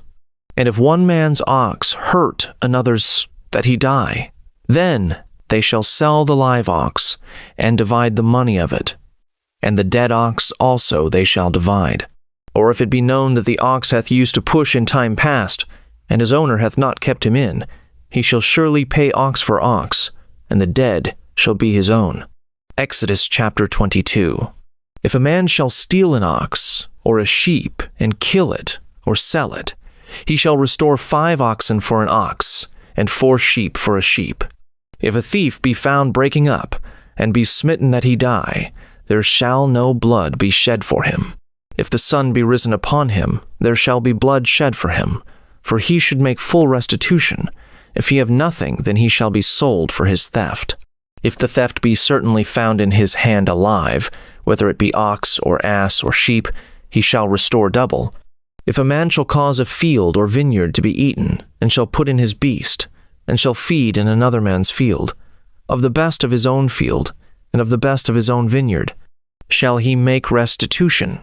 If fire break out, and catch in thorns, so that the stacks of corn, or the standing corn, or the field, be consumed therewith, he that kindled the fire shall surely make restitution. If a man shall deliver unto his neighbor money or stuff to keep, and it be stolen out of the man's house, if the thief be found, let him pay double. If the thief be not found, then the master of the house shall be brought unto the judges, to see whether he have put his hand unto his neighbor's goods. For all manner of trespass, whether it be for ox, for ass, for sheep, for raiment, or for any manner of lost thing, which another challenged to be his, the cause of both parties shall come before the judges, and whom the judges shall condemn, he shall pay double unto his neighbor. If a man deliver unto his neighbor an ass, or an ox, or a sheep, or any beast, to keep, and it die, or be hurt, or driven away, no man seeing it, then shall an oath of the Lord be between them both, that he hath not put his hand unto his neighbor's goods, and the owner of it shall accept thereof, and he shall not make it good. And if it be stolen from him, he shall make restitution unto the owner thereof. If it be torn in pieces, then let him bring it for witness, and he shall not make good that which was torn. And if a man borrow aught of his neighbor, and it be hurt, or die, the owner thereof being not with it, he shall surely make it good. But if the owner thereof be with it, he shall not make it good. If it be an hired thing, it came for his hire. And if a man entice a maid that is not betrothed, and lie with her, he shall surely endow her to be his wife. If her father utterly refuse to give her unto him, he shall pay money according to the dowry of virgins. Thou shalt not suffer a witch to live. Whosoever lieth with a beast shall surely be put to death. He that sacrificeth unto any god, save unto the Lord only, he shall be utterly destroyed. Thou shalt neither vex a stranger, nor oppress him, for ye were strangers in the land of Egypt. Ye shall not afflict any widow or fatherless child. If thou afflict them in any wise, and they cry at all unto me, I will surely hear their cry. And my wrath shall wax hot, and I will kill you with the sword, and your wives shall be widows, and your children fatherless. If thou lend money to any of my people that is poor by thee, thou shalt not be to him as an usurer, neither shalt thou lay upon him usury. If thou at all take thy neighbor's raiment to pledge, thou shalt deliver it unto him by that the sun goeth down. For that is his covering only, it is his raiment for his skin. Wherein shall he sleep? And it shall come to pass, when he crieth unto me, that I will hear, for I am gracious. Thou shalt not revile the gods, nor curse the ruler of thy people. Thou shalt not delay to offer the first of thy ripe fruits, and of thy liquors. The firstborn of thy sons shalt thou give unto me. Likewise shalt thou do with thine oxen, and with thy sheep. 7 days it shall be with his dam. On the 8th day thou shalt give it me. And ye shall be holy men unto me. Neither shall ye eat any flesh that is torn of beasts in the field. Ye shall cast it to the dogs. Exodus chapter 23. Thou shalt not raise a false report. Put not thine hand with the wicked to be an unrighteous witness. Thou shalt not follow a multitude to do evil. Neither shalt thou speak in a cause to decline after many to wrest judgment. Neither shalt thou countenance a poor man in his cause. If thou meet thine enemy's ox or his ass going astray, thou shalt surely bring it back to him again. If thou see the ass of him that hateth thee lying under his burden, and wouldest forbear to help him, thou shalt surely help with him. Thou shalt not wrest the judgment of thy poor in his cause. Keep thee far from a false matter, and the innocent and righteous slay thou not, for I will not justify the wicked. And thou shalt take no gift, for the gift blindeth the wise, and perverteth the words of the righteous. Also thou shalt not oppress a stranger, for ye know the heart of a stranger, seeing ye were strangers in the land of Egypt. And 6 years thou shalt sow thy land, and shalt gather in the fruits thereof. But the 7th year thou shalt let it rest and lie still, that the poor of thy people may eat, and what they leave the beasts of the field shall eat. In like manner thou shalt deal with thy vineyard, and with thy oliveyard.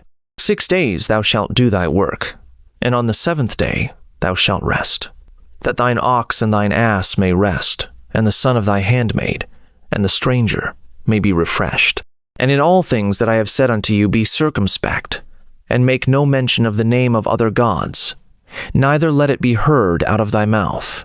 3 times thou shalt keep a feast unto me in the year.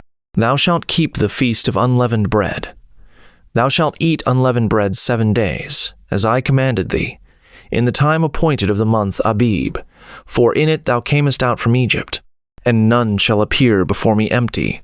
And the feast of harvest, the first fruits of thy labors, which thou hast sown in the field, and the feast of ingathering, which is in the end of the year, when thou hast gathered in thy labors out of the field.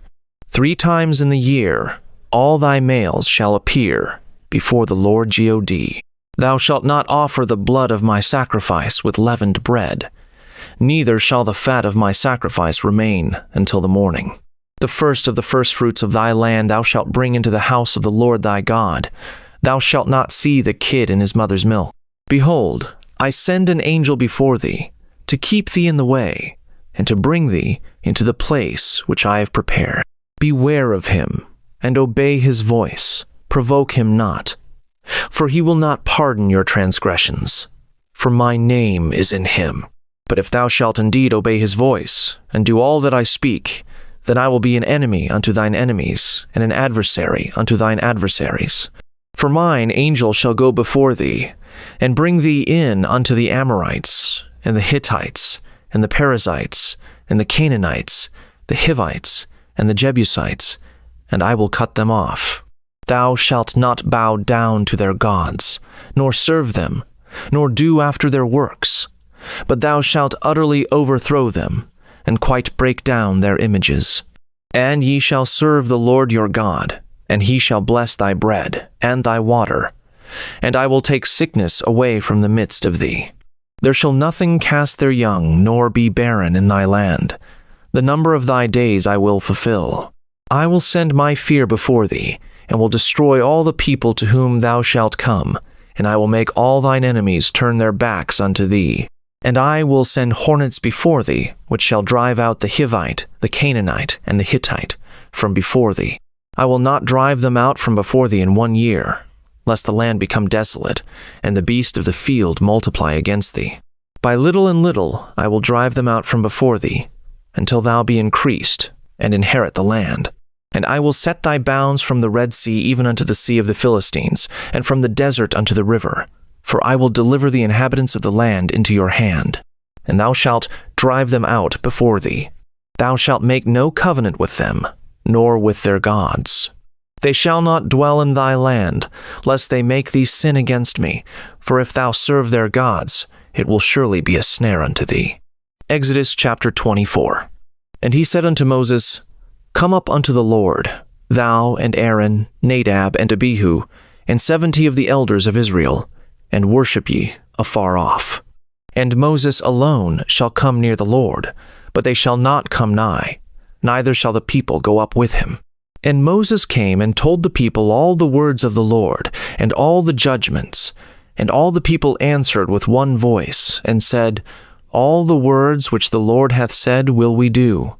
And Moses wrote all the words of the Lord, and rose up early in the morning, and builded an altar under the hill, and 12 pillars according to the 12 tribes of Israel.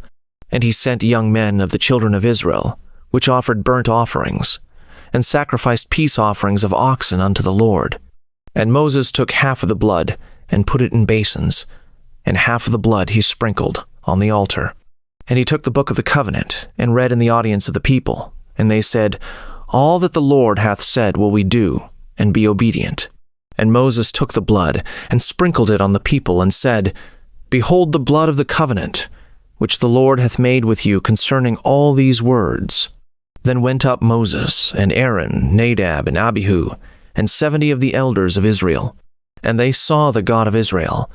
And there was under his feet, as it were, a paved work of a sapphire stone, and as it were the body of heaven in his clearness. And upon the nobles of the children of Israel he laid not his hand. Also they saw God, and did eat and drink. And the Lord said unto Moses, Come up to me into the mount, and be there. And I will give thee tables of stone, and a law, and commandments which I have written, that thou mayest teach them. And Moses rose up, and his minister Joshua, and Moses went up into the mount of God. And he said unto the elders, Tarry ye here for us, until we come again unto you.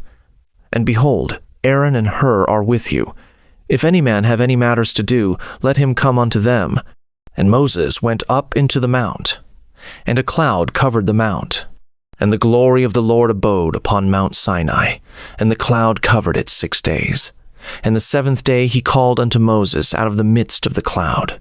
And the sight of the glory of the Lord was like devouring fire on the top of the mount in the eyes of the children of Israel. And Moses went into the midst of the cloud, and gat him up into the mount. And Moses was in the mount 40 days and 40 nights. Exodus chapter 25. And the Lord spake unto Moses, saying, Speak unto the children of Israel, that they bring me an offering. Of every man that giveth it willingly with his heart, ye shall take my offering. And this is the offering which ye shall take of them: gold, and silver, and brass, and blue, and purple, and scarlet, and fine linen, and goat's hair, and rams' skins dyed red, and badger skins, and shittim wood, oil for the light, spices for anointing oil, and for sweet incense, onyx stones, and stones to be set in the ephod, and in the breastplate. And let them make me a sanctuary, that I may dwell among them. According to all that I show thee, after the pattern of the tabernacle, and the pattern of all the instruments thereof, even so shall ye make it. And they shall make an ark of shittim wood. 2 cubits and a half shall be the length thereof, and a cubit and a half the breadth thereof, and a cubit and a half the height thereof. And thou shalt overlay it with pure gold. Within and without shalt thou overlay it, and shalt make upon it a crown of gold round about. And thou shalt cast 4 rings of gold for it, and put them in the 4 corners thereof. And 2 rings shall be in the one side of it, and 2 rings in the other side of it. And thou shalt make staves of shittim wood, and overlay them with gold.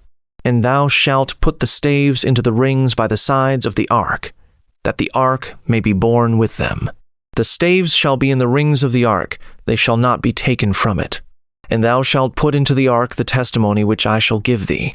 And thou shalt make a mercy seat of pure gold. 2 cubits and a half shall be the length thereof, and a cubit and a half the breadth thereof. And thou shalt make 2 cherubims of gold. Of beaten work shalt thou make them, in the 2 ends of the mercy seat. And make 1 cherub on the one end, and the other cherub on the other end. Even of the mercy seat shall ye make the cherubims on the 2 ends thereof. And the cherubims shall stretch forth their wings on high, covering the mercy seat with their wings. And their faces shall look one to another. Toward the mercy seat shall the faces of the cherubims be.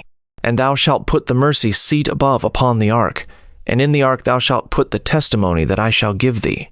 And there I will meet with thee, and I will commune with thee from above the mercy seat, from between the two cherubims which are upon the ark of the testimony, of all things which I will give thee in commandment unto the children of Israel. Thou shalt also make a table of shittim wood. 2 cubits shall be the length thereof, and a cubit the breadth thereof, and a cubit and a half the height thereof. And thou shalt overlay it with pure gold, and make thereto a crown of gold round about. And thou shalt make unto it a border of an hand breadth round about, and thou shalt make a golden crown to the border thereof round about. And thou shalt make for it 4 rings of gold, and put the rings in the 4 corners that are on the 4 feet thereof. Over against the border shall the rings be for places of the staves to bear the table.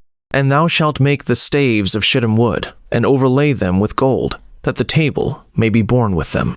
And thou shalt make the dishes thereof, and spoons thereof, and covers thereof, and bowls thereof, to cover withal. Of pure gold shalt thou make them. And thou shalt set upon the table shewbread before me alway. And thou shalt make a candlestick of pure gold. Of beaten work shall the candlestick be made. His shaft and his branches, his bowls, his knops, and his flowers shall be of the same. And 6 branches shall come out of the sides of it, 3 branches of the candlestick out of the one side, and 3 branches of the candlestick out of the other side. 3 bowls made like unto almonds, with a knop and a flower in one branch, and 3 bowls made like almonds in the other branch, with a knop and a flower. So in the 6 branches that come out of the candlestick. And in the candlestick shall be 4 bowls made like unto almonds, with their knops and their flowers. And there shall be a knop under 2 branches of the same, and a knop under 2 branches of the same, and a knop under 2 branches of the same, according to the 6 branches that proceed out of the candlestick. Their knops and their branches shall be of the same. All it shall be one beaten work of pure gold.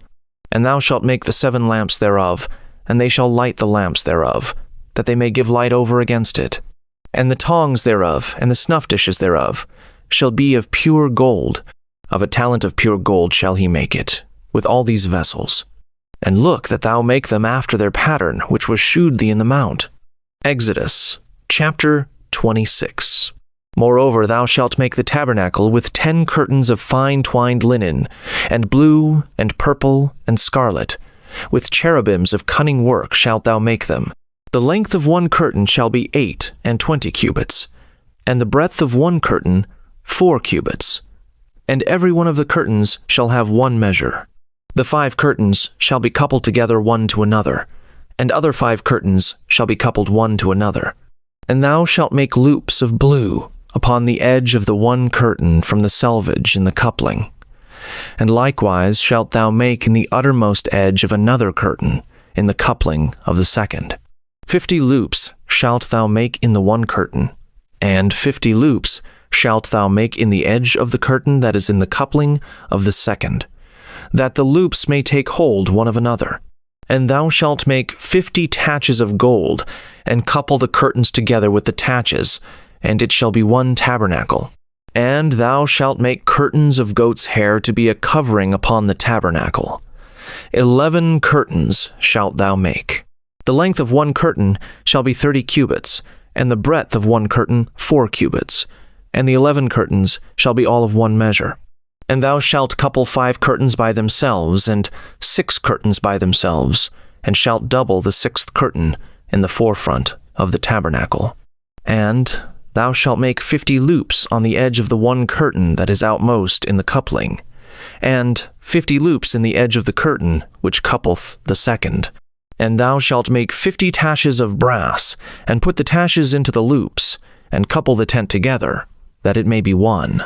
And the remnant that remaineth of the curtains of the tent, the half curtain that remaineth, shall hang over the back side of the tabernacle.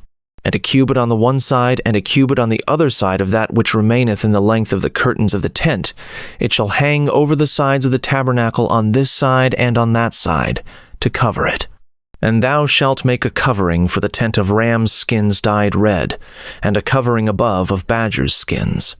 And thou shalt make boards for the tabernacle of shittim wood standing up. 10 cubits shall be the length of a board, and a cubit and a half shall be the breadth of one board. 2 tenons shall there be in one board, set in order one against another. Thus shalt thou make for all the boards of the tabernacle. And thou shalt make the boards for the tabernacle, 20 boards on the south side southward.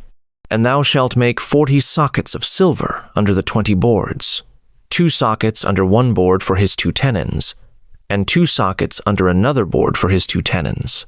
And for the second side of the tabernacle, on the north side, there shall be 20 boards, and there 40 sockets of silver, 2 sockets under one board, and 2 sockets under another board. And for the sides of the tabernacle westward, thou shalt make 6 boards. And 2 boards shalt thou make for the corners of the tabernacle in the 2 sides. And they shall be coupled together beneath, and they shall be coupled together above the head of it unto one ring. Thus shall it be for them both. They shall be for the 2 corners. And they shall be 8 boards, and their sockets of silver, 16 sockets, 2 sockets under one board, and 2 sockets under another board. And thou shalt make bars of shittim wood, 5 for the boards of the one side of the tabernacle, and 5 bars for the boards of the other side of the tabernacle, and 5 bars for the boards of the side of the tabernacle, for the 2 sides westward. And the middle bar in the midst of the boards shall reach from end to end. And thou shalt overlay the boards with gold, and make their rings of gold for places for the bars. And thou shalt overlay the bars with gold. And thou shalt rear up the tabernacle according to the fashion thereof which was shewed thee in the mount. And thou shalt make a veil of blue and purple and scarlet and fine twined linen of cunning work. With cherubims shall it be made. And thou shalt hang it upon 4 pillars of shittim wood overlaid with gold. Their hooks shall be of gold, upon the 4 sockets of silver. And thou shalt hang up the veil under the taches, that thou mayest bring in thither within the veil the ark of the testimony. And the veil shall divide unto you between the holy place and the most holy. And thou shalt put the mercy seat upon the ark of the testimony in the most holy place. And thou shalt set the table without the veil, and the candlestick over against the table on the side of the tabernacle toward the south. And thou shalt put the table on the north side. And thou shalt make an hanging for the door of the tent, of blue and purple and scarlet, and fine twined linen, wrought with needlework. And thou shalt make for the hanging 5 pillars of shittim wood, and overlay them with gold, and their hooks shall be of gold. And thou shalt cast 5 sockets of brass for them. Exodus chapter 27. And thou shalt make an altar of shittim wood, 5 cubits long, and 5 cubits broad. The altar shall be 4 square, and the height thereof shall be 3 cubits. And thou shalt make the horns of it upon the 4 corners thereof. His horns shall be of the same, and thou shalt overlay it with brass. And thou shalt make his pans to receive his ashes, and his shovels, and his basins, and his flesh hooks, and his fire pans. All the vessels thereof thou shalt make of brass. And thou shalt make for it a grate of network of brass. And upon the net shalt thou make 4 brazen rings in the 4 corners thereof. And thou shalt put it under the compass of the altar beneath, that the net may be even to the midst of the altar. And thou shalt make staves for the altar, staves of shittim wood, and overlay them with brass. And the staves shall be put into the rings, and the staves shall be upon the 2 sides of the altar, to bear it. Hollow with boards shalt thou make it, as it was shewed thee in the mount, so shall they make it. And thou shalt make the court of the tabernacle. For the south side southward there shall be hangings for the cord of fine twined linen of 100 cubits long for one side. And the 20 pillars thereof and their 20 sockets shall be of brass. The hooks of the pillars and their fillets shall be of silver. And likewise for the north side in length there shall be hangings of 100 cubits long, and his 20 pillars and their 20 sockets of brass, the hooks of the pillars and their fillets of silver.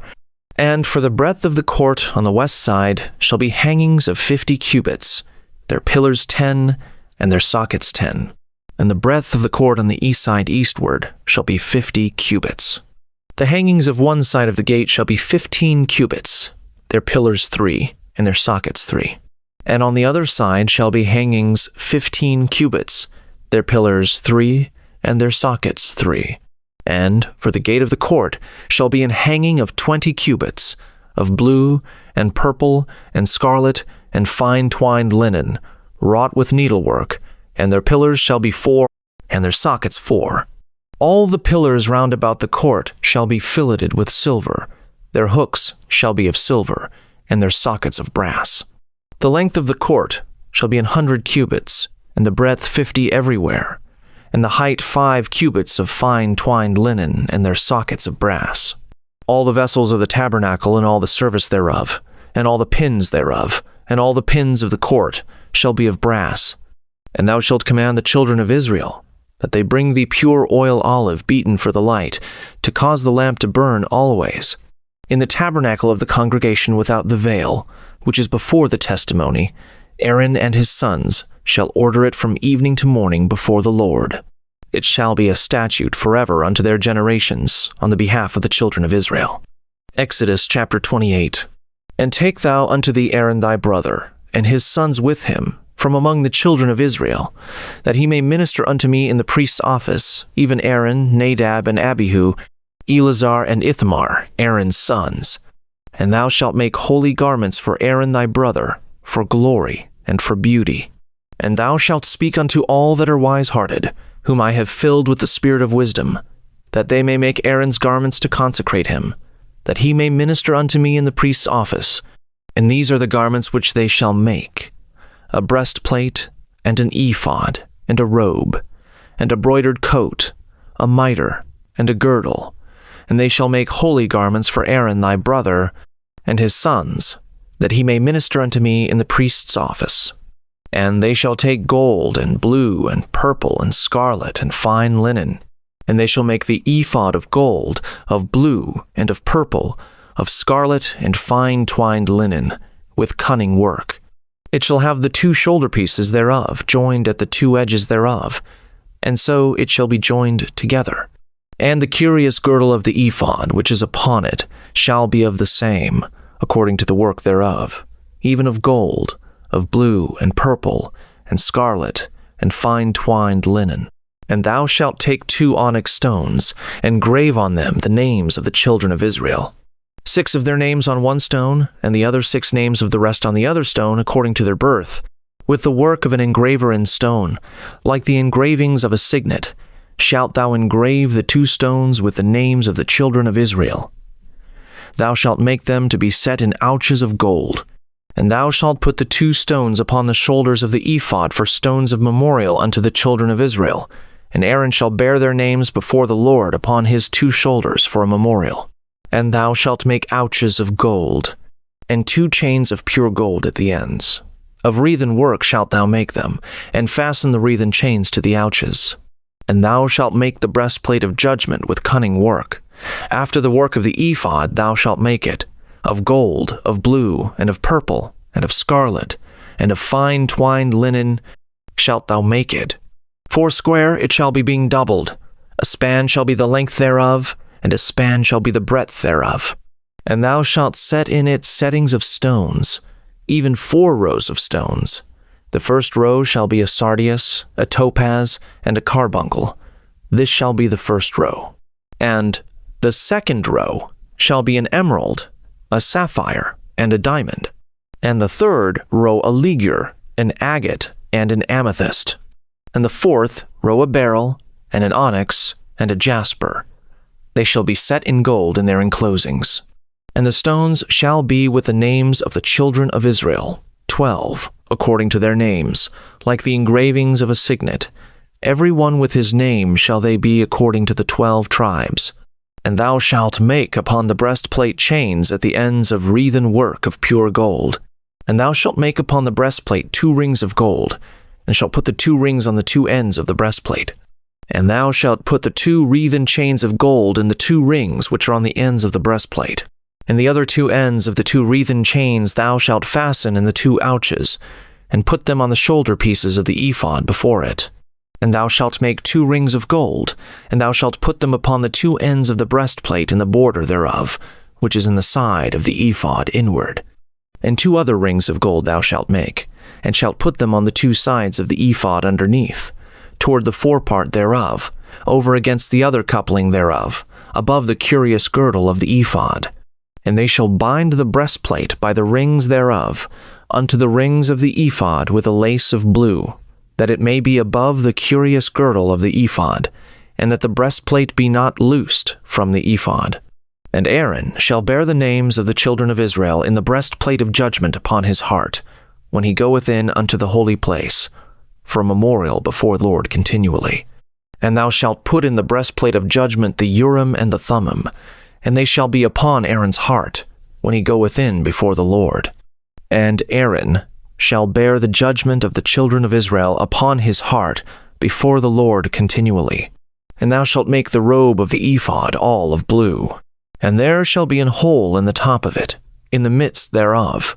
It shall have a binding of woven work round about the whole of it, as it were the hole of an habergeon, that it be not rent. And beneath upon the hem of it thou shalt make pomegranates of blue, and of purple, and of scarlet, round about the hem thereof, and bells of gold between them round about, a golden bell and a pomegranate, a golden bell and a pomegranate, upon the hem of the robe round about.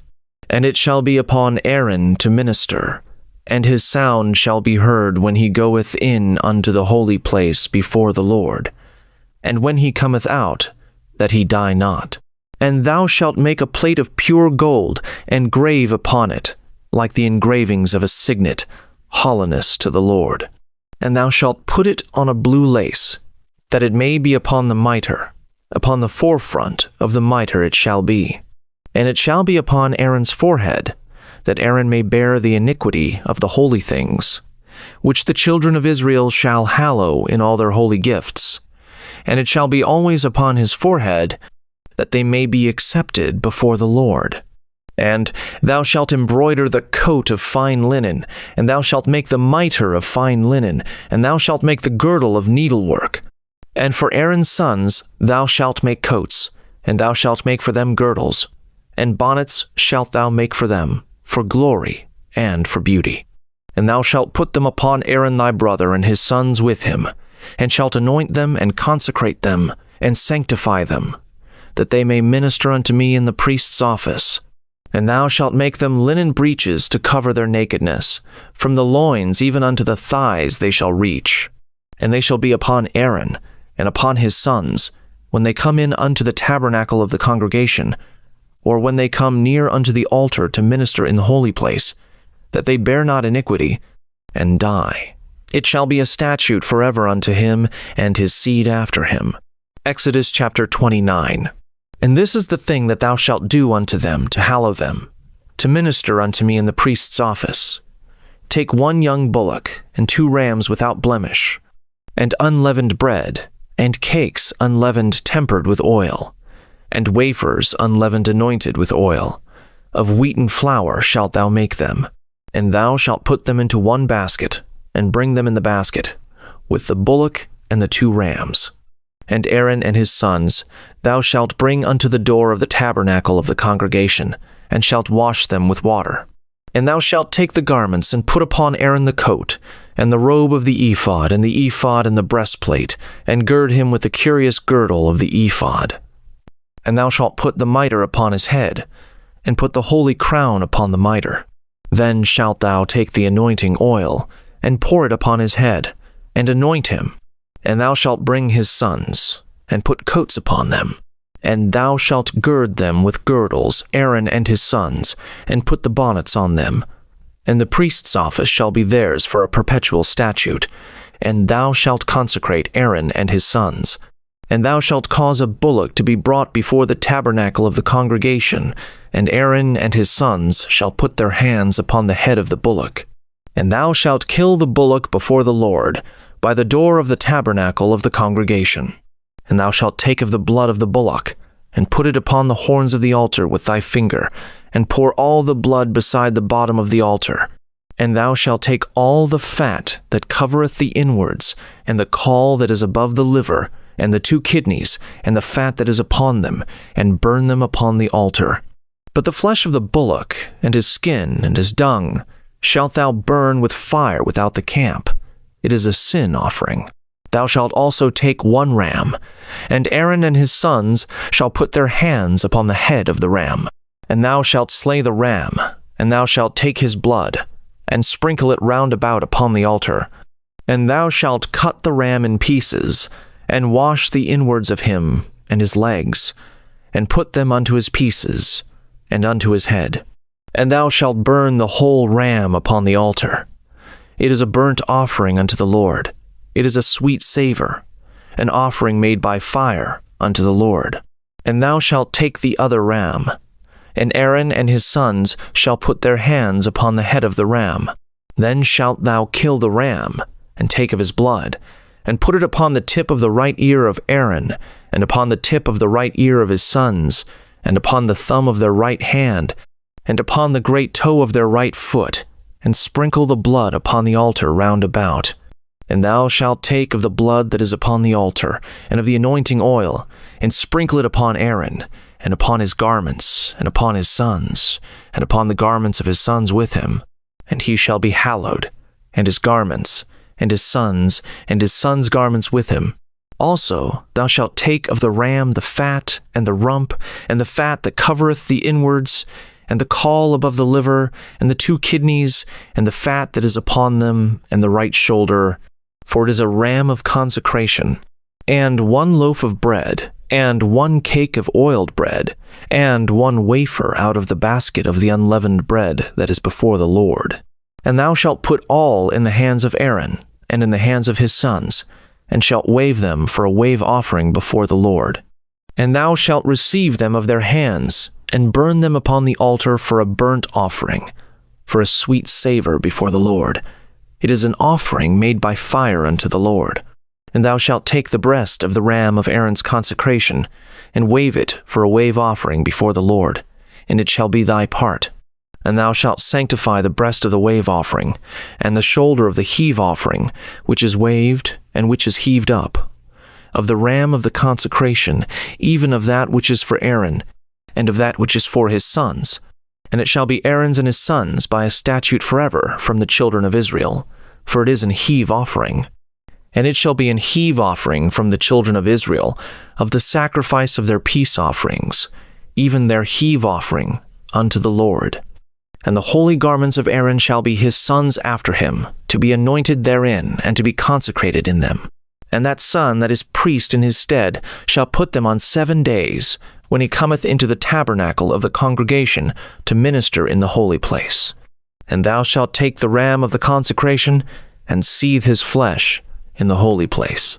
And Aaron and his sons shall eat the flesh of the ram, and the bread that is in the basket, by the door of the tabernacle of the congregation. And they shall eat those things wherewith the atonement was made, to consecrate and to sanctify them. But a stranger shall not eat thereof, because they are holy.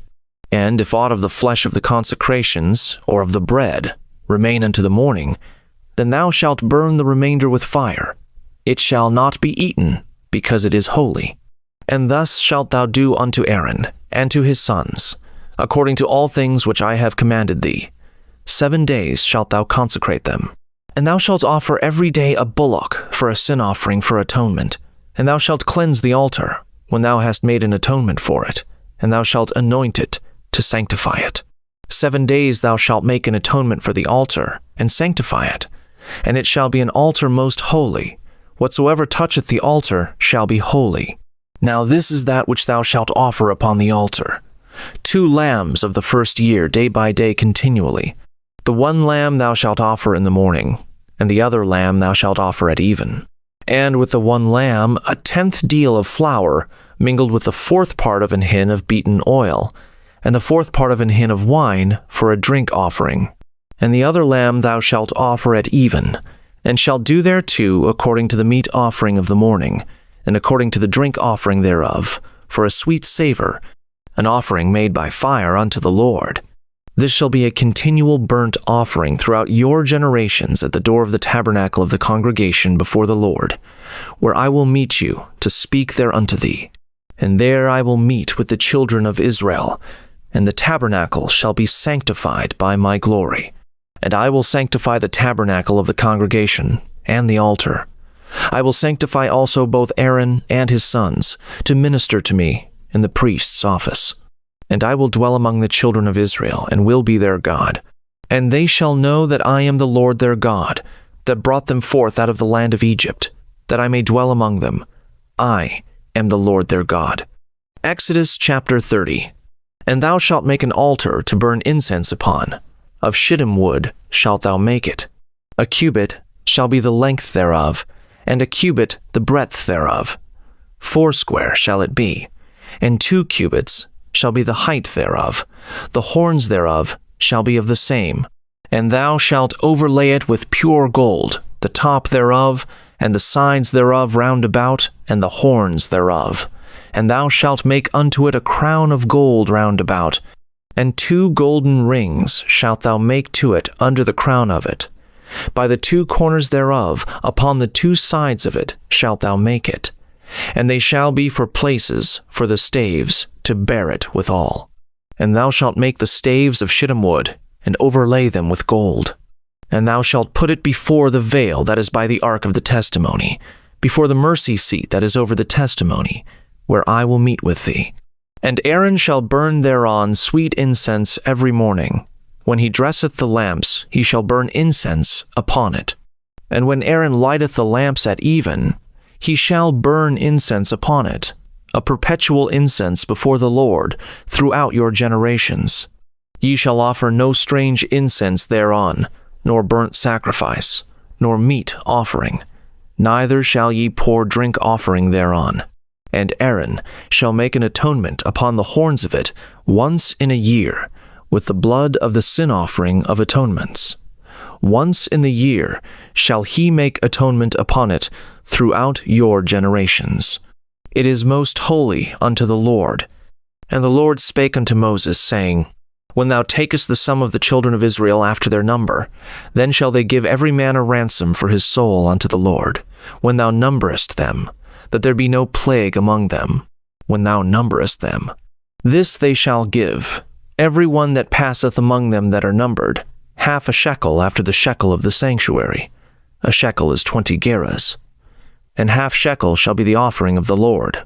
Every one that passeth among them that are numbered, from 20 years old and above, shall give an offering unto the Lord. The rich shall not give more, and the poor shall not give less than 1/2 shekel, when they give an offering unto the Lord, to make an atonement for your souls. And thou shalt take the atonement money of the children of Israel, and shalt appoint it for the service of the tabernacle of the congregation, that it may be a memorial unto the children of Israel before the Lord, to make an atonement for your souls. And the Lord spake unto Moses, saying, Thou shalt also make a laver of brass, and his foot also of brass, to wash withal, and thou shalt put it between the tabernacle of the congregation and the altar, and thou shalt put water therein. For Aaron and his sons shall wash their hands and their feet thereat. When they go into the tabernacle of the congregation, they shall wash with water, that they die not, or when they come near to the altar to minister, to burn offering made by fire unto the Lord. So they shall wash their hands and their feet, that they die not. And it shall be a statute forever to them, even to him, and to his seed, throughout their generations. Moreover the Lord spake unto Moses, saying, Take thou also unto thee principal spices, of pure myrrh 500 shekels, and of sweet cinnamon 1/2 so much, even 250 shekels, and of sweet calamus 250 shekels, and of cassia 500 shekels, after the shekel of the sanctuary, and of oil olive and hin. And thou shalt make it an oil of holy ointment, an ointment compound after the art of the apothecary. It shall be an holy anointing oil. And thou shalt anoint the tabernacle of the congregation therewith, and the ark of the testimony, and the table and all his vessels, and the candlestick and his vessels, and the altar of incense, and the altar of burnt offering with all his vessels, and the laver and his foot. And thou shalt sanctify them, that they may be most holy. Whatsoever toucheth them shall be holy. And thou shalt anoint Aaron and his sons, and consecrate them, that they may minister unto me in the priest's office. And thou shalt speak unto the children of Israel, saying, This shall be an holy anointing oil unto me throughout your generations. Upon man's flesh shall it not be poured, neither shall ye make any other like it, after the composition of it. It is holy, and it shall be holy unto you. Whosoever compoundeth any like it, or whosoever putteth any of it upon a stranger, shall even be cut off from his people. And the Lord said unto Moses, Take unto thee sweet spices, stacked, and onycha, and galbanum, these sweet spices with pure frankincense. Of each shall there be a like weight. And thou shalt make it a perfume, a confection after the art of the apothecary, tempered together, pure and holy. And thou shalt beat some of it very small, and put of it before the testimony in the tabernacle of the congregation, where I will meet with thee. It shall be unto you most holy. And as for the perfume which thou shalt make, ye shall not make to yourselves, according to the composition thereof. It shall be unto thee holy for the Lord. Whosoever shall make like unto that, to smell thereto, shall even be cut off from his people. Exodus chapter 31. And the Lord spake unto Moses, saying, See, I have called by name Bezaleel the son of Uri, the son of Hur, of the tribe of Judah, and I have filled him with the Spirit of God, in wisdom, and in understanding, and in knowledge, and in all manner of workmanship, to devise cunning works, to work in gold, and in silver, and in brass, and in cutting of stones, to set them, and in carving of timber, to work in all manner of workmanship. And I, behold, I have given with him Aholiab, the son of Ahisamach, of the tribe of Dan. And in the hearts of all that are wise-hearted I have put wisdom, that they may make all that I have commanded thee, the tabernacle of the congregation, and the ark of the testimony, and the mercy seat that is thereupon, and all the furniture of the tabernacle, and the table and his furniture, and the pure candlestick with all his furniture, and the altar of incense, and the altar of burnt offering with all his furniture, and the laver and his foot, and the cloths of service, and the holy garments for Aaron the priest, and the garments of his sons, to minister in the priest's office, and the anointing oil, and sweet incense for the holy place. According to all that I have commanded thee shall they do. And the Lord spake unto Moses, saying, Speak thou also unto the children of Israel, saying, Verily my Sabbaths ye shall keep, for it is a sign between me and you throughout your generations, that ye may know that I am the Lord that doth sanctify you. Ye shall keep the Sabbath therefore, for it is holy unto you. Every one that defileth it shall surely be put to death. For whosoever doeth any work therein, that soul shall be cut off from among his people. 6 days may work be done, but in the 7th is the Sabbath of rest, holy to the Lord. Whosoever doeth any work in the Sabbath day, he shall surely be put to death. Wherefore the children of Israel shall keep the Sabbath, to observe the Sabbath throughout their generations, for a perpetual covenant. It is a sign between me and the children of Israel forever. For in 6 days the Lord made heaven and earth, and on the 7th day he rested, and was refreshed. And he gave unto Moses, when he had made an end of communing with him upon Mount Sinai, 2 tables of testimony, tables of stone, written with the finger of God. Exodus chapter 32. And when the people saw that Moses delayed to come down out of the mount, the people gathered themselves together unto Aaron, and said unto him, Up, make us gods which shall go before us. For as for this Moses, the man that brought us up out of the land of Egypt, we wot not what is become of him. And Aaron said unto them, Break off the golden earrings, which are in the ears of your wives, of your sons, and of your daughters, and bring them unto me. And all the people brake off the golden earrings which were in their ears, and brought them unto Aaron. And he received them at their hand, and fashioned it with a graving tool, after he had made it a molten calf. And they said, These be thy gods, O Israel, which brought thee up out of the land of Egypt. And when Aaron saw it, he built an altar before it, and Aaron made proclamation and said, Tomorrow is a feast to the Lord. And they rose up early on the morrow, and offered burnt offerings, and brought peace offerings. And the people sat down to eat and to drink, and rose up to play. And the Lord said unto Moses, Go, get thee down, for thy people, which thou broughtest out of the land of Egypt, have corrupted themselves. They have turned aside quickly out of the way which I commanded them. They have made them a molten calf, and have worshipped it, and have sacrificed thereunto, and said, These be thy gods, O Israel, which have brought thee up out of the land of Egypt. And the Lord said unto Moses, I have seen this people, and behold, it is a stiff-necked people. Now therefore let me alone, that my wrath may wax hot against them, and that I may consume them, and I will make of thee a great nation. And Moses besought the Lord his God, and said, Lord, why doth thy wrath wax hot against thy people, which thou hast brought forth out of the land of Egypt with great power, and with a mighty hand? Wherefore should the Egyptians speak, and say, For mischief did he bring them out, to slay them in the mountains, and to consume them from the face of the earth? Turn from thy fierce wrath, and repent of this evil against thy people.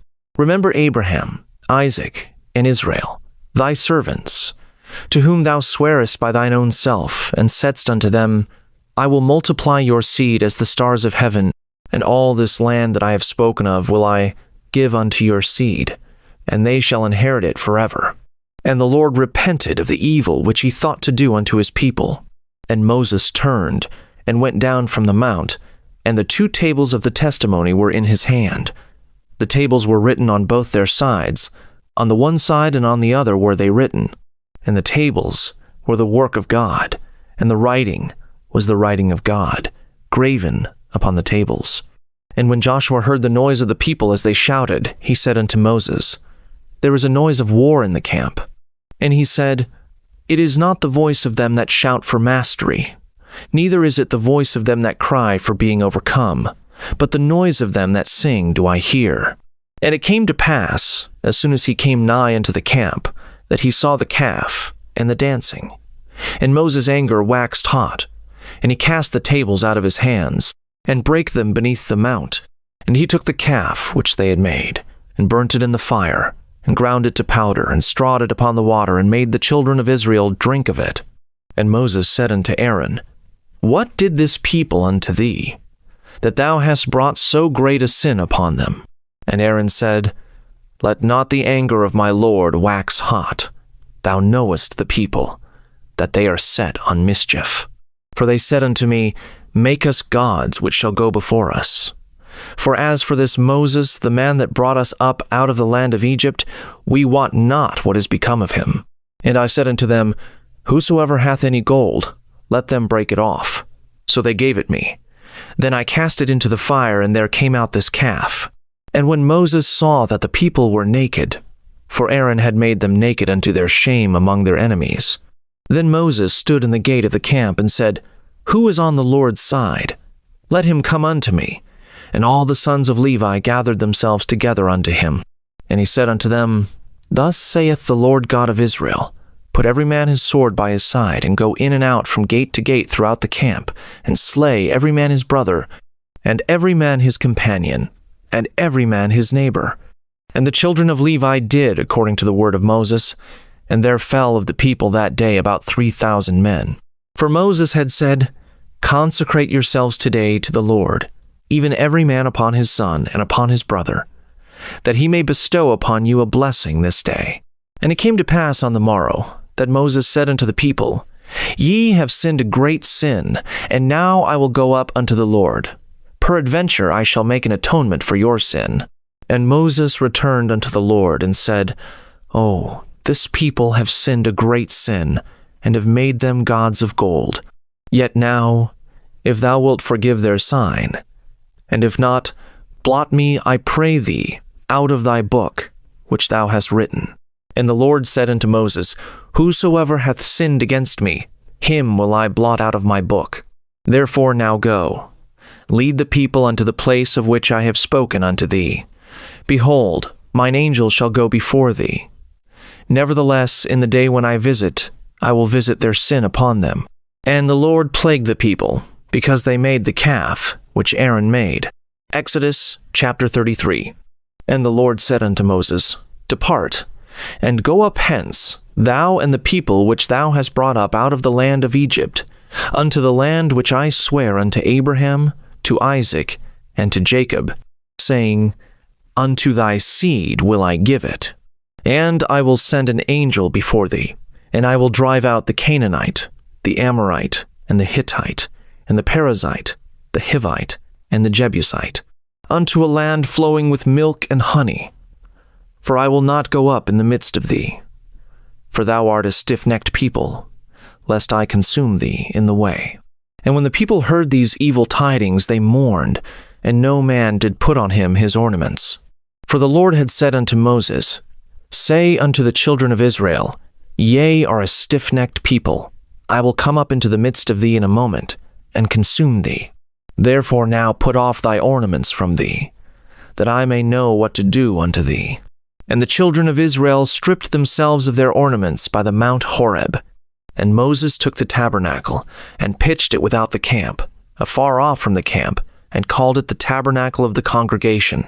And it came to pass, that every one which sought the Lord went out unto the tabernacle of the congregation, which was without the camp. And it came to pass, when Moses went out unto the tabernacle, that all the people rose up, and stood every man at his tent door, and looked after Moses until he was gone into the tabernacle. And it came to pass, as Moses entered into the tabernacle, the cloudy pillar descended, and stood at the door of the tabernacle, and the Lord talked with Moses. And all the people saw the cloudy pillar stand at the tabernacle door, and all the people rose up and worshipped, every man in his tent door. And the Lord spake unto Moses face to face, as a man speaketh unto his friend. And he turned again into the camp, but his servant Joshua, the son of Nun, a young man, departed not out of the tabernacle.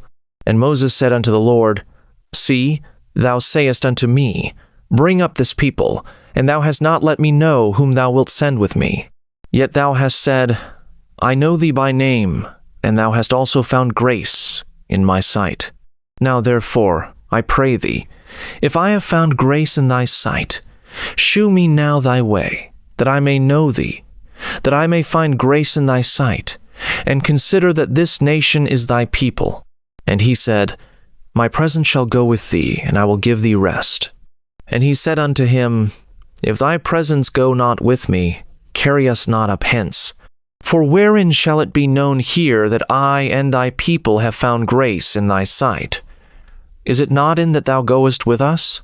So shall we be separated, I and thy people, from all the people that are upon the face of the earth.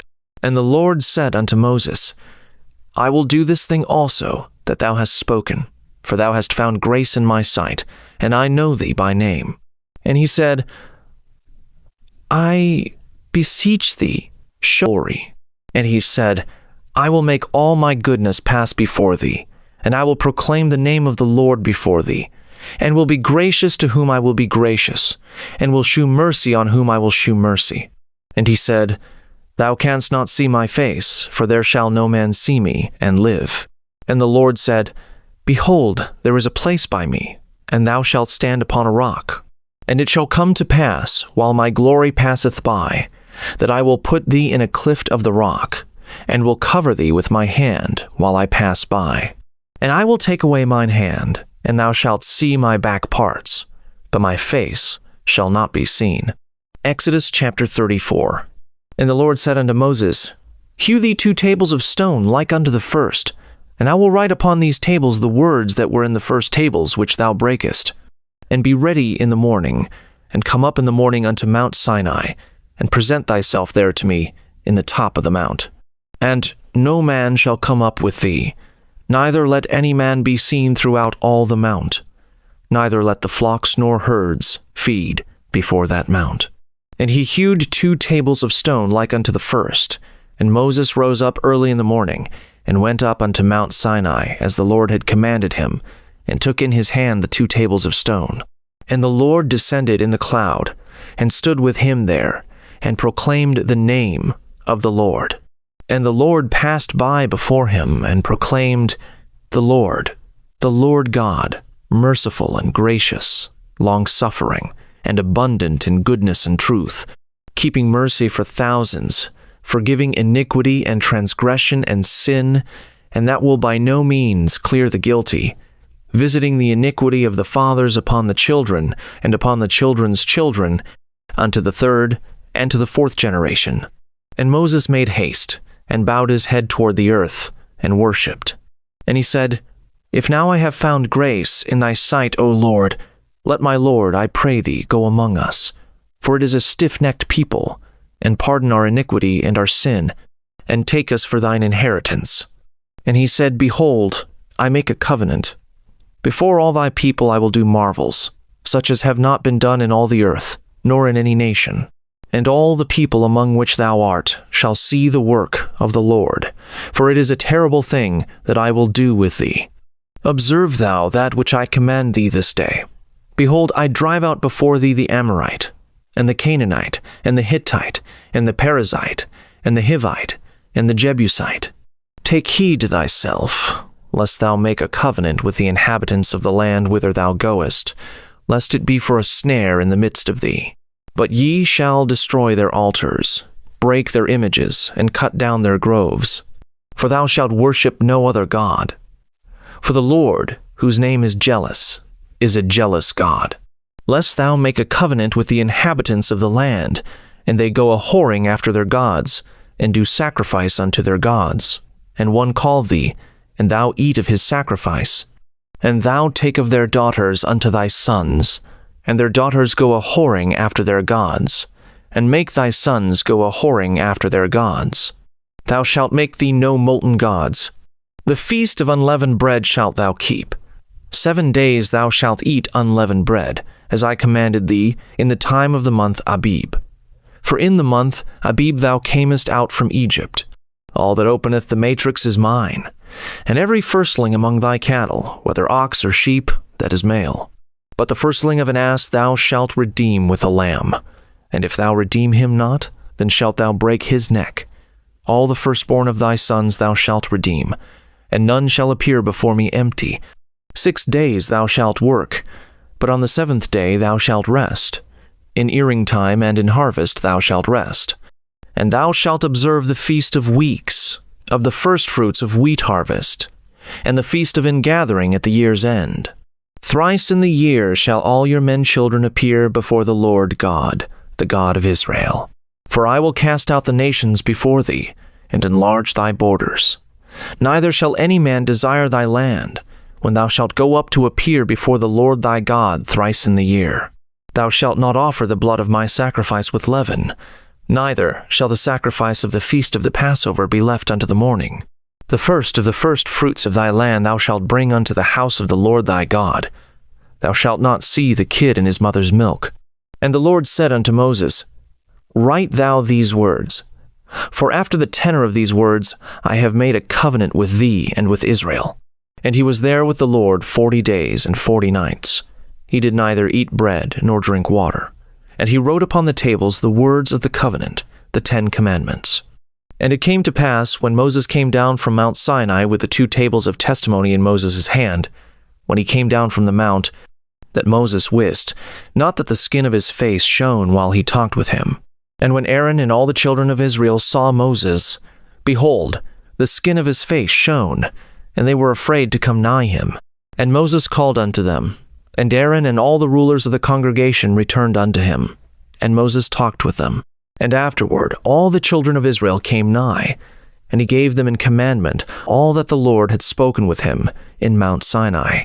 Until Moses had done speaking with them, he put a veil on his face. But when Moses went in before the Lord to speak with him, he took the veil off until he came out. And he came out and spake unto the children of Israel that which he was commanded. And the children of Israel saw the face of Moses, that the skin of Moses' face shone. And Moses put the veil upon his face again, until he went in to speak with him. Exodus chapter 35. And Moses gathered all the congregation of the children of Israel together, and said unto them, These are the words which the Lord hath commanded, that ye should do them. 6 days shall work be done. But on the 7th day there shall be to you an holy day, a Sabbath of rest to the Lord. Whosoever doeth work therein shall be put to death. Ye shall kindle no fire throughout your habitations upon the Sabbath day. And Moses spake unto all the congregation of the children of Israel, saying, This is the thing which the Lord commanded, saying, Take ye from among you an offering unto the Lord. Whosoever is of a willing heart, let him bring it.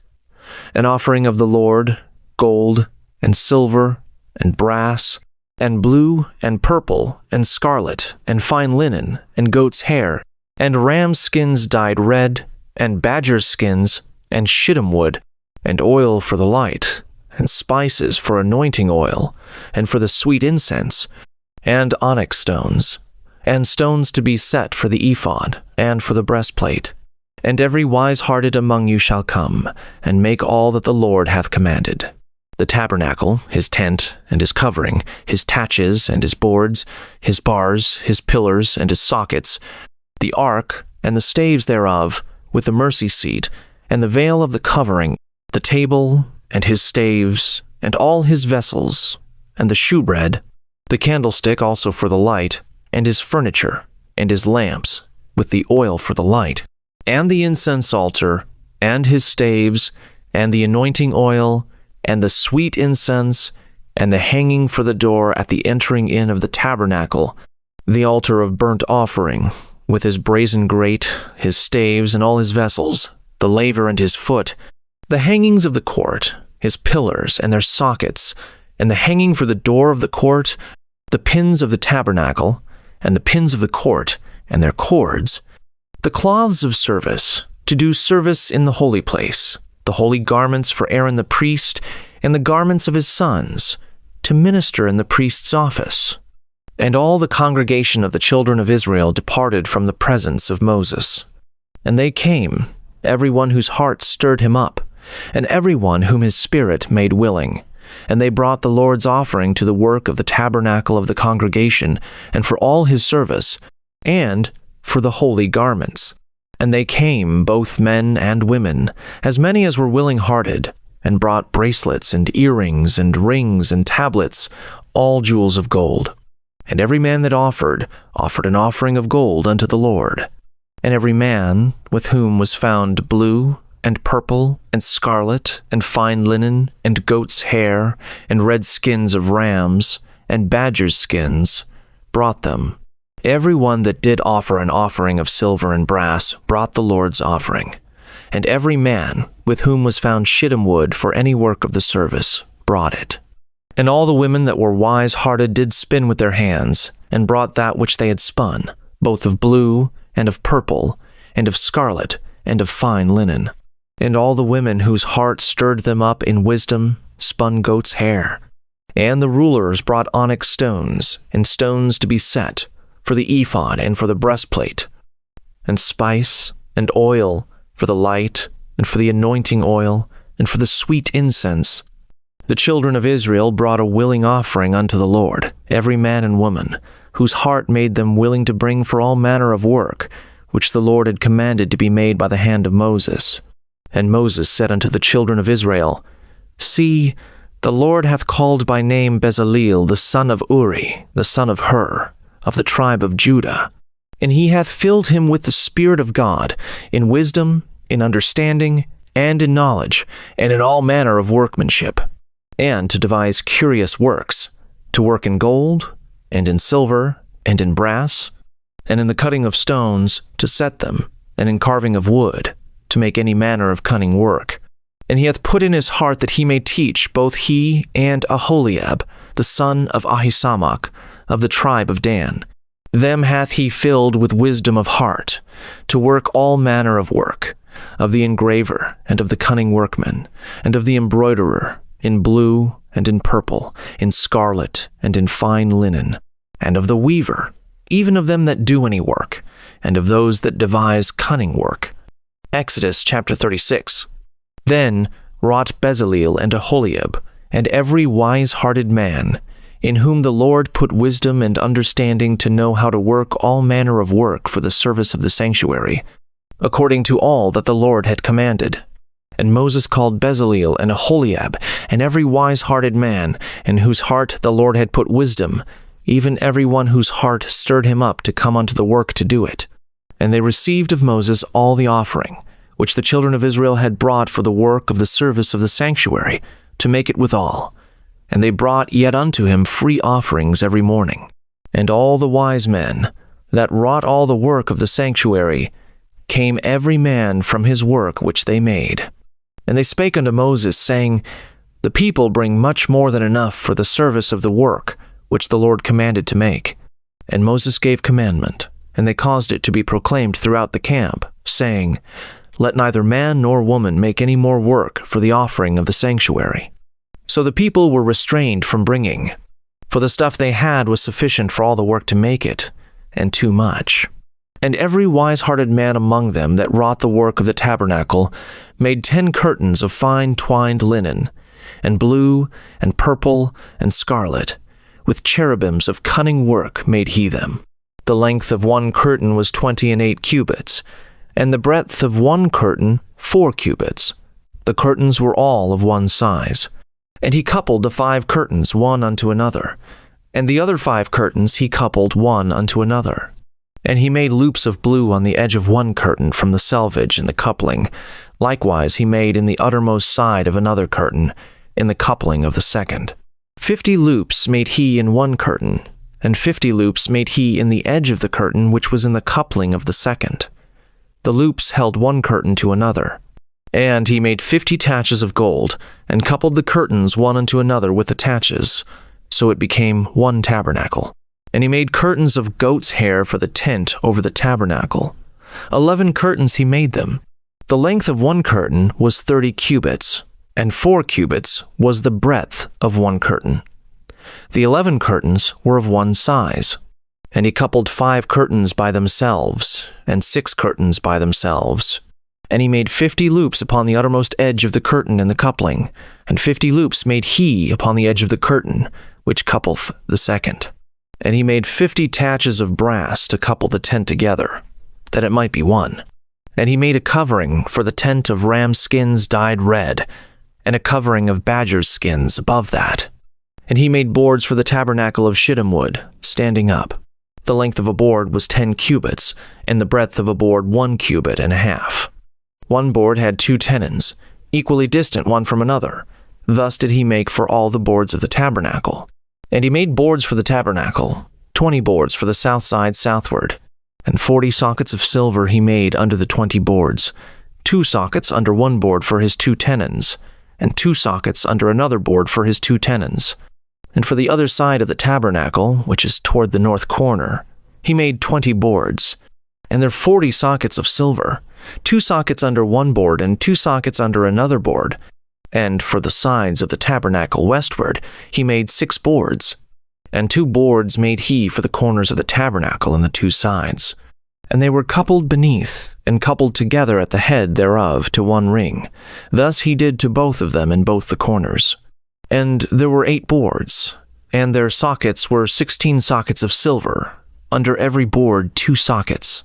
And he made bars of shittim wood, 5 for the boards of the one side of the tabernacle, and 5 bars for the boards of the other side of the tabernacle, and 5 bars for the boards of the tabernacle for the sides westward.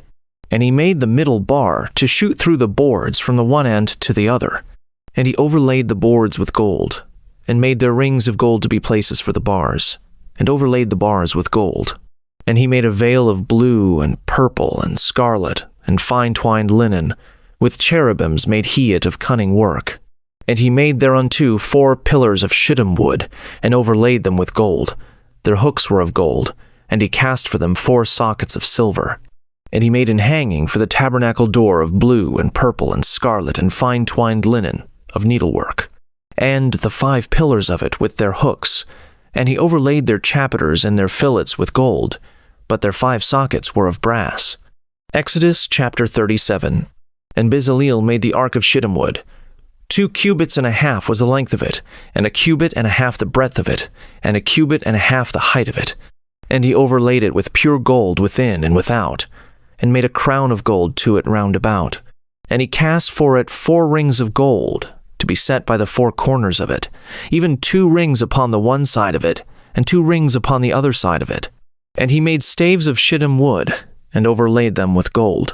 And he put the staves into the rings by the sides of the ark, to bear the ark. And he made the mercy seat of pure gold. 2 cubits and a half was the length thereof, and 1 cubit and a half the breadth thereof. And he made 2 cherubims of gold, beaten out of one piece made he them, on the 2 ends of the mercy seat. one cherub on the end on this side, and another cherub on the other end on that side. Out of the mercy seat made he the cherubims on the two ends thereof. And the cherubims spread out their wings on high, and covered with their wings over the mercy seat, with their faces one to another. Even to the mercy seatward were the faces of the cherubims. And he made the table of shittim wood. 2 cubits was the length thereof, and a cubit the breadth thereof, and a cubit and a half the height thereof. And he overlaid it with pure gold, and made thereunto a crown of gold round about. Also he made thereunto a border of an handbreadth round about, and made a crown of gold for the border thereof round about. And he cast for it 4 rings of gold, and put the rings upon the 4 corners that were in the 4 feet thereof. Over against the border were the rings, the places for the staves to bear the table. And he made the staves of shittim wood, and overlaid them with gold, to bear the table. And he made the vessels which were upon the table, his dishes, and his spoons, and his bowls, and his covers to cover withal, of pure gold. And he made the candlestick of pure gold. Of beaten work made he the candlestick. His shaft, and his branch, his bowls, his knops, and his flowers were of the same. And 6 branches going out of the sides thereof, 3 branches of the candlestick out of the one side thereof, and 3 branches of the candlestick out of the other side thereof. 3 bowls made after the fashion of almonds in one branch, a knop and a flower, and 3 bowls made like almonds in another branch, a knop and a flower. So throughout the 6 branches going out of the candlestick, and in the candlestick were 4 bowls made like almonds, his knops, and his flowers, and a knop under 2 branches of the same, and a knop under 2 branches of the same, and a knop under 2 branches of the same, according to the 6 branches going out of it. Their knops and their branches were of the same. All of it was one beaten work of pure gold. And he made his 7 lamps, and his snuffers, and his snuff dishes, of pure gold. Of a talent of pure gold made he it, and all the vessels thereof. And he made the incense altar of shittim wood. The length of it was a cubit, and the breadth of it a cubit. It was 4 square, and 2 cubits was the height of it. The horns thereof were of the same. And he overlaid it with pure gold, both the top of it, and the sides thereof round about, and the horns of it. Also he made unto it a crown of gold round about, and he made 2 rings of gold for it, under the crown thereof, by the 2 corners of it, upon the 2 sides thereof, to be places for the staves to bear it withal. And he made the staves of shittim wood, and overlaid them with gold. And he made the holy anointing oil, and the pure incense of sweet spices, according to the work of the apothecary. Exodus chapter 38. And he made the altar of burnt offering of shittim wood. 5 cubits was the length thereof, and 5 cubits the breadth thereof. It was 4 square, and 3 cubits the height thereof. And he made the horns thereof on the 4 corners of it. The horns thereof were of the same, and he overlaid it with brass. And he made all the vessels of the altar, the pots, and the shovels, and the basins, and the flesh hooks, and the firepans. All the vessels thereof made he of brass. And he made for the altar a brazen grate of network under the compass thereof beneath unto the midst of it. And he cast 4 rings for the 4 ends of the grate of brass, to be places for the staves. And he made the staves of shittim wood, and overlaid them with brass. And he put the staves into the rings on the sides of the altar, to bear it withal. He made the altar hollow with boards.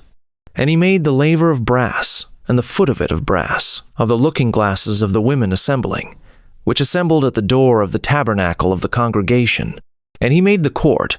On the south side southward the hangings of the court were of fine twined linen, 100 cubits. Their pillars were 20, and their brazen sockets 20. The hooks of the pillars and their fillets were of silver. And for the north side, the hangings were 100 cubits.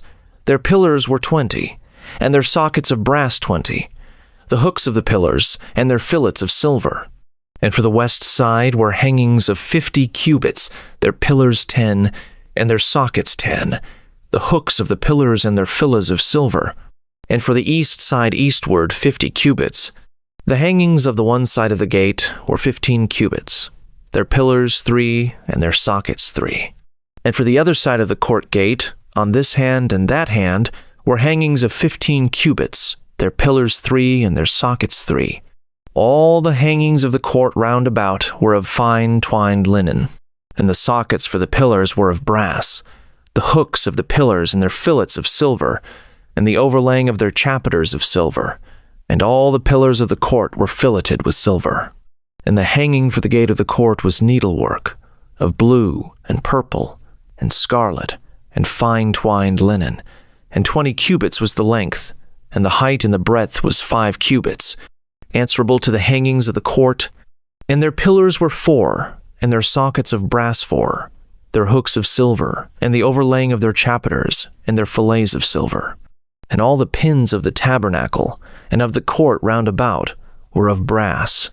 This is the sum of the tabernacle, even of the tabernacle of testimony, as it was counted according to the commandment of Moses, for the service of the Levites, by the hand of Ithamar, son to Aaron the priest, and Bezaleel, the son of Uri, the son of Hur, of the tribe of Judah, made all that the Lord commanded Moses. And with him was Aholiab, son of Ahisamach, of the tribe of Dan, an engraver and a cunning workman, and an embroiderer in blue, and in purple, and in scarlet, and fine linen. All the gold that was occupied for the work and all the work of the holy place, even the gold of the offering, was 29 talents, and 730 shekels, after the shekel of the sanctuary. And the silver of them that were numbered of the congregation was 100 talents, and 1,715 shekels, after the shekel of the sanctuary. A bekah for every man, that is, half a shekel, after the shekel of the sanctuary, for every one that went to be numbered, from 20 years old and upward, for 600,000 and 3,550 men. And of the 100 talents of silver were cast the sockets of the sanctuary, and the sockets of the veil, 100 sockets of the 100 talents, a talent for a socket. And of the 1,775 shekels he made hooks for the pillars, and overlaid their chapiters, and filleted them. And the brass of the offering was 70 talents, and 2,400 shekels. And therewith he made the sockets to the door of the tabernacle of the congregation, and the brazen altar, and the brazen grate for it, and all the vessels of the altar, and the sockets of the court round about, and the sockets of the court gate, and all the pins of the tabernacle, and all the pins of the court round about. Exodus chapter 39.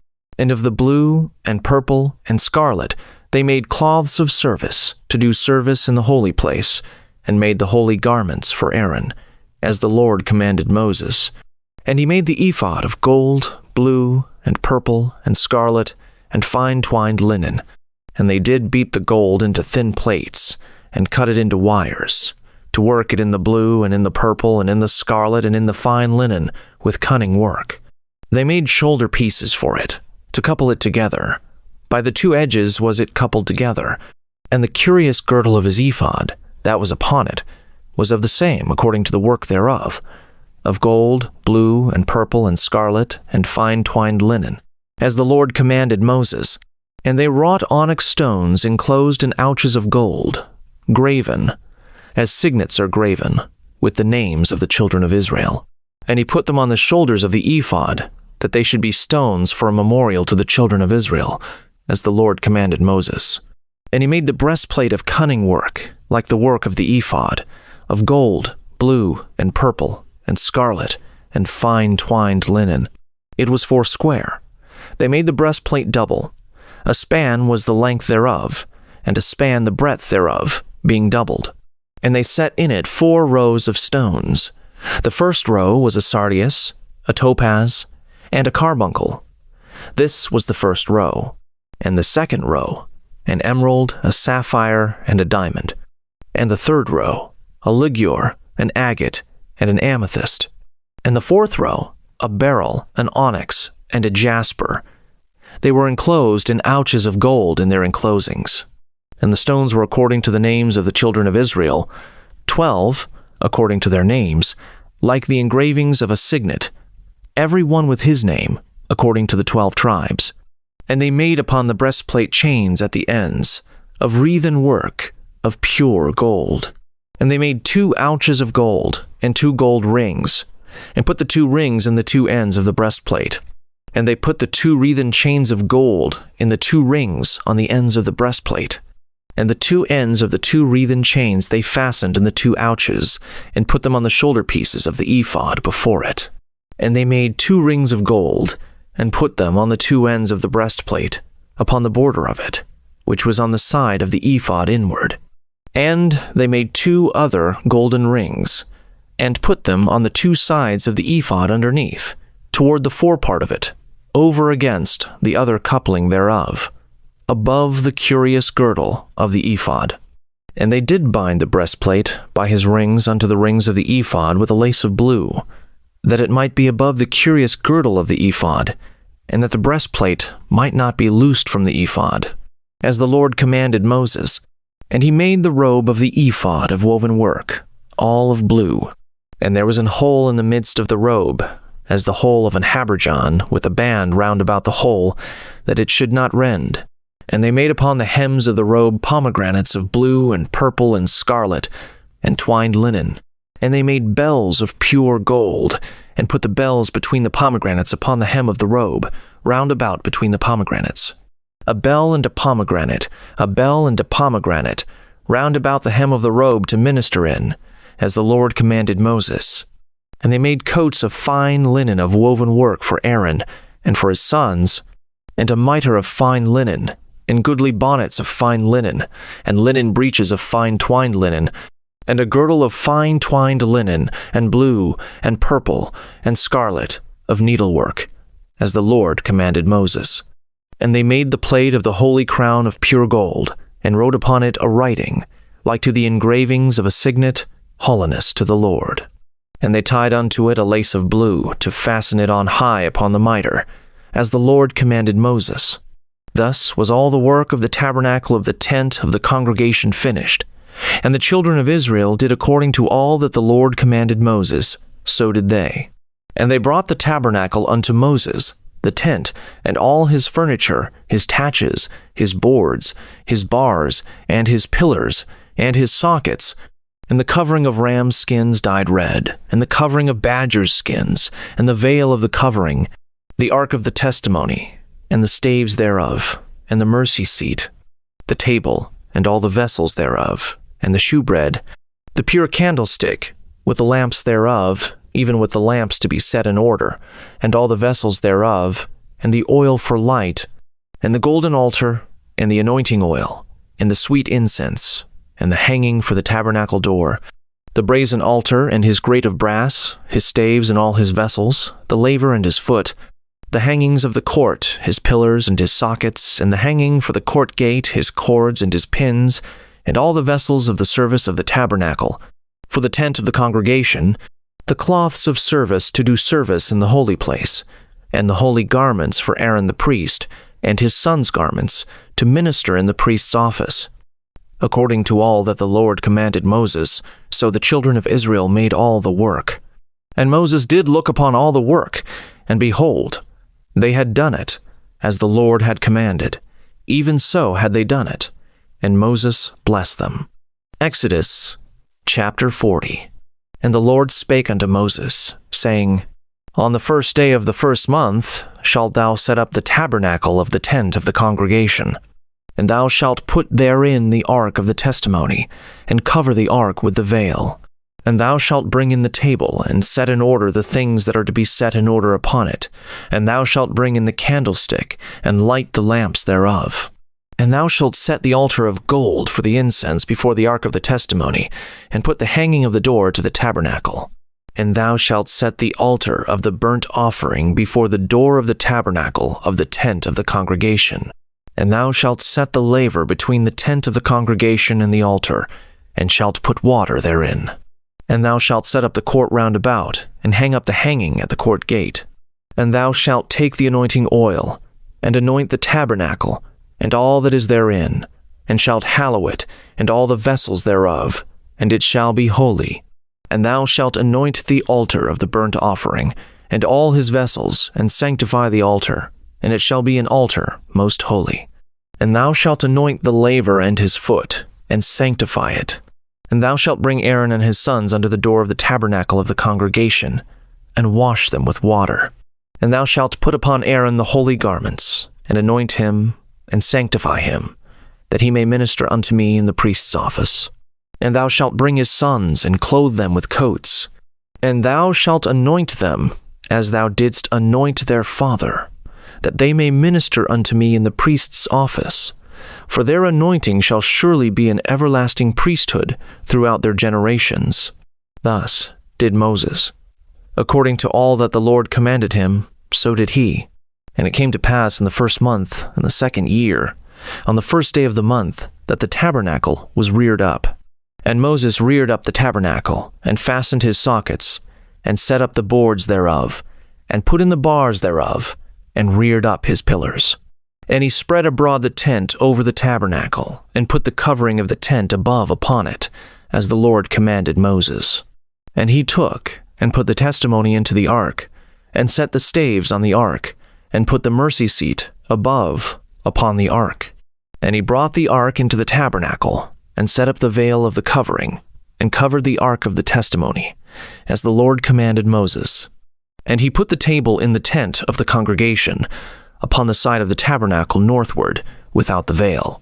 And he set the bread in order upon it before the Lord, as the Lord had commanded Moses. And he put the candlestick in the tent of the congregation, over against the table, on the side of the tabernacle southward. And he lighted the lamps before the Lord, as the Lord commanded Moses.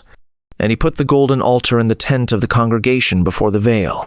And he burnt sweet incense thereon, as the Lord commanded Moses. And he set up the hanging at the door of the tabernacle. And he put the altar of burnt offering by the door of the tabernacle of the tent of the congregation, and offered upon it the burnt offering and the meat offering, as the Lord commanded Moses. And he set the laver between the tent of the congregation and the altar, and put water there to wash withal. And Moses and Aaron and his sons washed their hands and their feet thereat, when they went into the tent of the congregation, and when they came near unto the altar, they washed, as the Lord commanded Moses. And he reared up the court round about the tabernacle and the altar, and set up the hanging of the court gate. So Moses finished the work. Then a cloud covered the tent of the congregation, and the glory of the Lord filled the tabernacle. And Moses was not able to enter into the tent of the congregation, because the cloud abode thereon, and the glory of the Lord filled the tabernacle. And when the cloud was taken up from over the tabernacle, the children of Israel went onward in all their journeys. But if the cloud were not taken up, then they journeyed not till the day that it was taken up. For the cloud of the Lord was upon the tabernacle by day, and fire was on it by night, in the sight of all the house of Israel, throughout all their journeys.